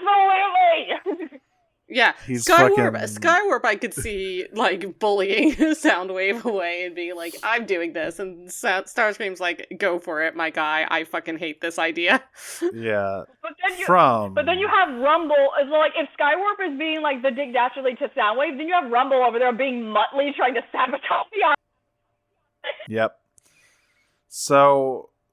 Yeah, I mean, we never got a surf battle episode. I think that's a real missed opportunity. Yeah, but anyway, I do think that despite all the shenanigans, or maybe because of all the shenanigans, because I feel like they would probably choose a couple people to represent them, I feel like Blue Streak would be the one to pull out the win. Because they would target Jazz because he's the favorite to win. Blue Streak would be the one to pull out the victory. Well, if there's only one for each faction, right, then, like... If there's only one... Blue Streak does... He's pretty skilled. Yeah, if there's only one for each faction, I think it would probably be a lot harder, but I do think he could still win.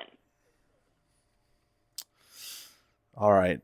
Moving on from Comrade Q. What is your ideal doomsday device? Just some real world-ending evil science stuff. Oh! Presumably fictional. Ooh.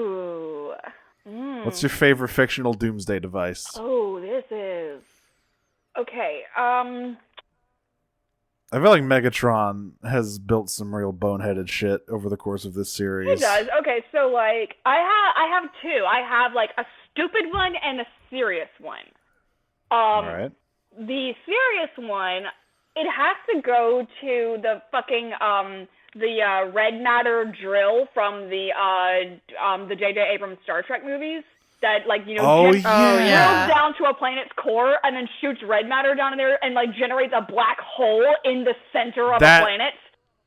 Yeah, you know what? I'm making that one my answer. I forgot about that thing. That is extremely cool. And like, you know, like, if you did have a way to generate black holes, the physics of the thing does work. Yeah. Like, once you can get past the, you know, the generating the actual black hole thing, the physics of what would happen if you were able to create a singularity in the center of a planet, that's exactly what would happen. And more importantly, it also just looks really sick. It does. But I will say, my condolences to Spock and the remaining Vulcans who were off planet. R.I.P. Yeah. to your mom, Spock. She got fucked up real bad. As for the stupid one, it is one of Megatron's. And it is it is the one where they decide to like steal the heat energy of the Earth. Oh, from the Skyfire episode? Yes! Uh-huh. That's because I'm just like, okay, yes, there is heat energy that comes from the Earth's core, and it probably does contribute a little bit to the Earth's actual temperature. No, look, this show has a flawless handle on all branches of science. We know this. Yeah, but We all know about the giant glowing crystals that form the core of the Earth, ? yeah, oh God. That you can dig up and drain of their energy to make things cold. Yeah. So my answer for this question is the Helios space station / gun from Borderlands the pre-sequel. Ooh.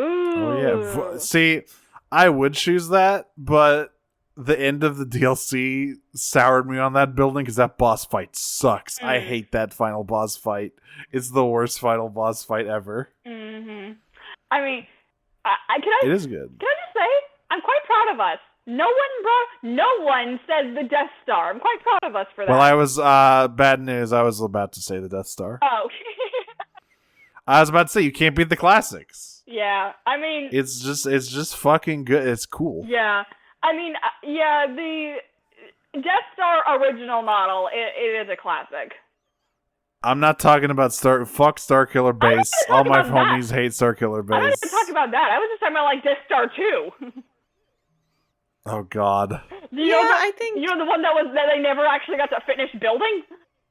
Yeah. That- It looks, but here's the thing about that. It looks cool because it's not finished. Yes, but here's the thing that I find funny, okay? So, like, obviously we know that the reactor core at the center of the Death Star, it has to have ventilation. It literally would explode on its own if it didn't have ventilation.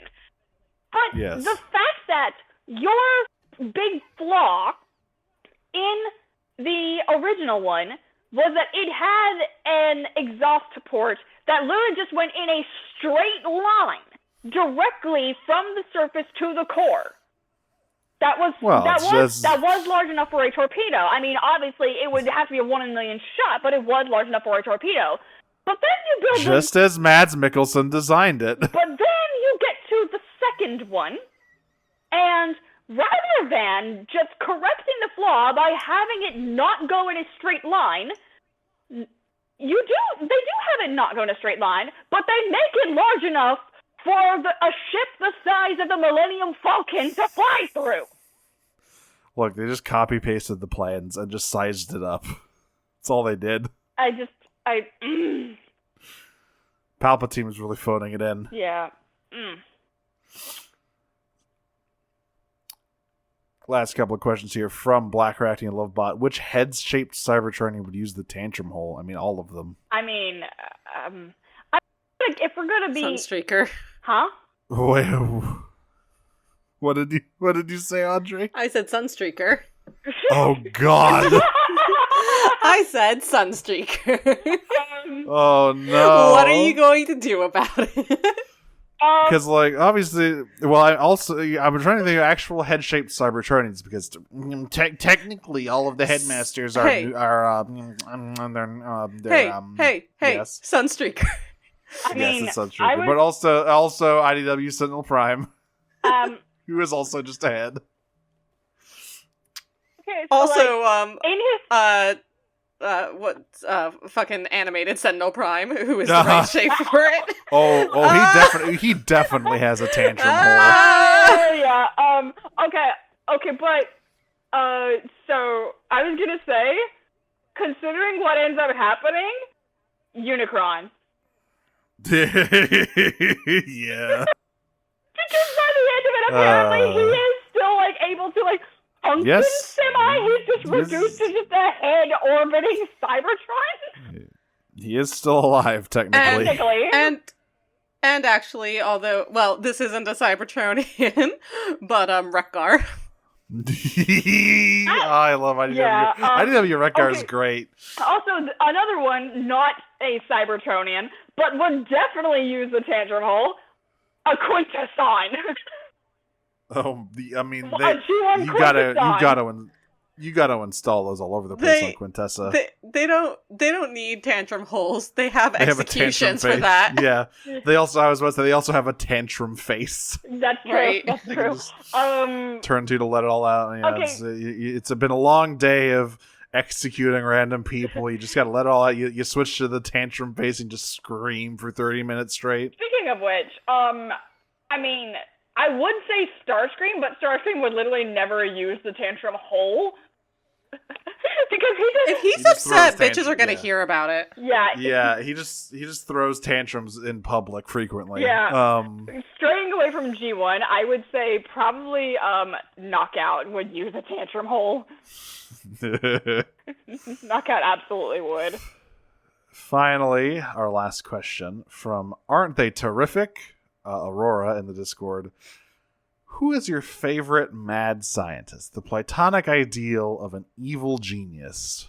Well, I think these are two different things, right? Because, like, Wheeljack actually is my favorite mad scientist. Yeah. He's not an evil genius. He's just a reckless genius. Right. He is mad, though. He is quite mad. Yeah. He did it. The absolute mad lad. Yeah, because my answer for this is fucking Dr. Clayton Forrester from Mystery Science Theater. That dude is not a genius, I will tell you that. Right. I'm trying to think of, like, what my evil genius response would be. Is it Heisenberg Resident Evil? No. Is he a genius? I don't know much about him. Fuck it, Seto Kaiba. Oh! Okay. He is a genius. He is a genius, and he is, for some definitions of evil. Yes. He just... Look, he does try to kill the main characters multiple times, so... I always think about the line from season 4, the fucking dub line of, like, if you attack me, you're gonna destroy your friends' souls. And he goes, as the CEO of a major company, I do that every day. Icon. Yeah, so Seto Kaiba, there's my evil genius. So for mad scientist, I think I'm kind of like Audrey. My favorite mad scientist, it's got to be Wheeljack. But for evil genius, I got kind of a niche one. Did either of you ever see the Gargoyles cartoon? Yeah. No. Yeah, I did. I have never seen it. I'm old enough for that. Nero isn't, but I am. Okay. For my evil genius, I don't know about platonic ideals and like evil genius answer, it would be David Xanatos. He. Okay. I mean, literally, the entire first and second season, the man is just a chess wizard, just playing games with the gargoyles. He's constantly thinking like 3 steps ahead. Like, even when he loses, he finds a way to turn it to his advantage. It's insane. I'm trying to think of like an evil genius I really like. Oh, actually, on that note, a note we were talking about before, I also want to put in a thing for original series only Khan. Oh fuck yes! What? Not bones crunching reboot Khan. Not Cumber Gumber Bumber Bumber Khan. Yeah. But actual Khan. Proper Star Khan. Trek, from Star Trek the original series. And Star Trek 2, The Wrath of Khan. Oh yeah. So, I mean, I also one of her favorite mad scientists. I do want to shout out Entrapta from Princess of Power. Yeah. Love her. Yeah. Favorite. I'm having trouble with Evil Genius though. Oh! Emmett Selk. Of course. Oh, okay. From Final Fantasy XIV. Yeah. Love that fellow. Mm. And do you have a favorite year? Yeah, I think we all answered this. So I think we have our mad scientist and our evil genius. I think we're good. If that's the case, then that's the episode. CNRN, do you have anything you wanted to plug? Like, Is there anywhere you would like people to follow you on social media? Any projects or going just on? or other people's projects? Do you want to shout anything out at all? You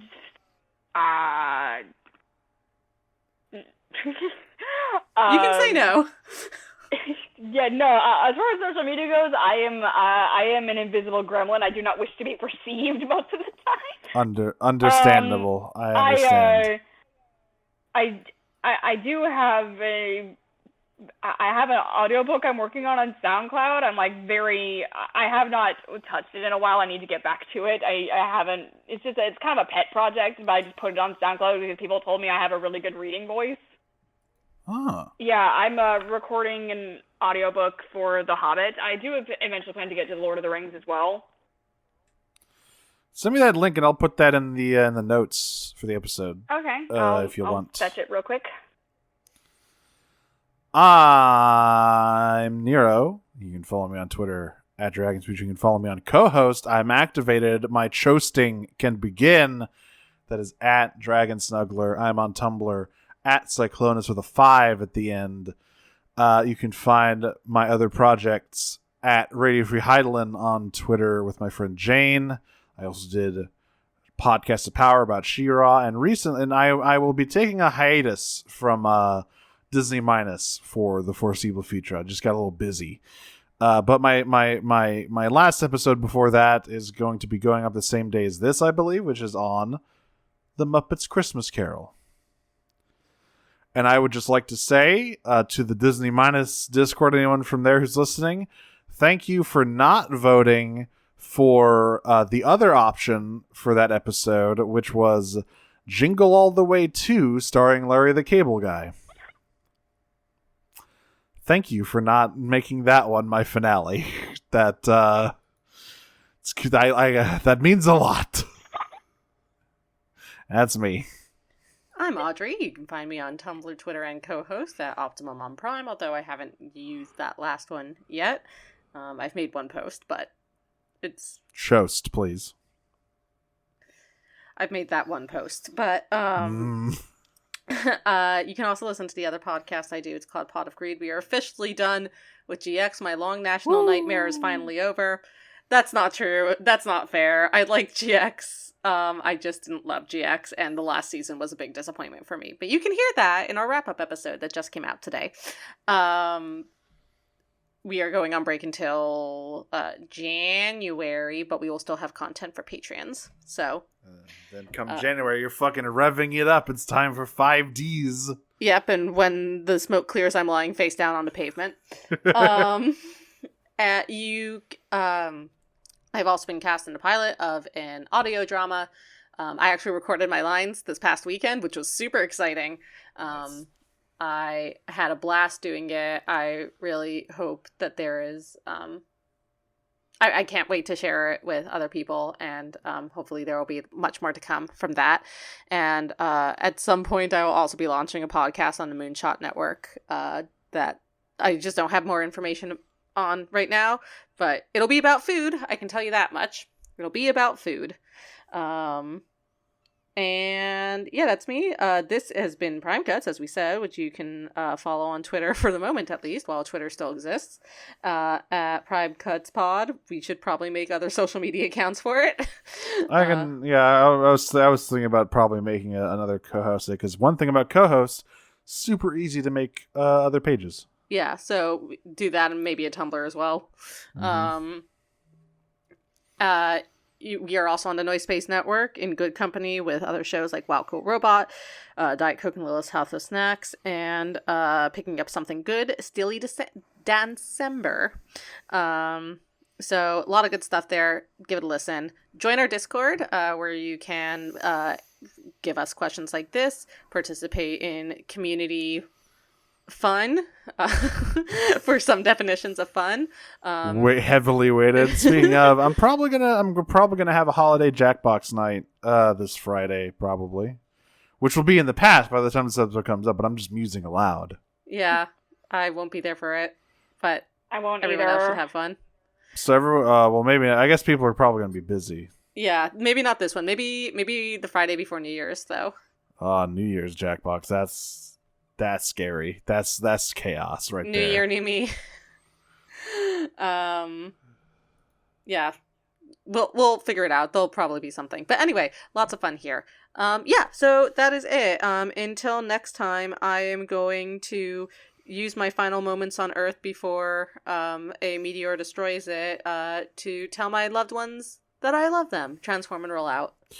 I am going to place a tree in the way of a 10-foot story tsunami, block it, and proudly look at my work as New York is devastated several feet to the left of me. And then I'll transform and roll out. Peach? Peach.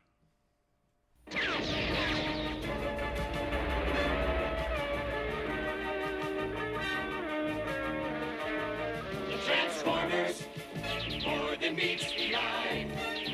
Autobots wage their battle to destroy the evil forces of the Decepticons. The Transformers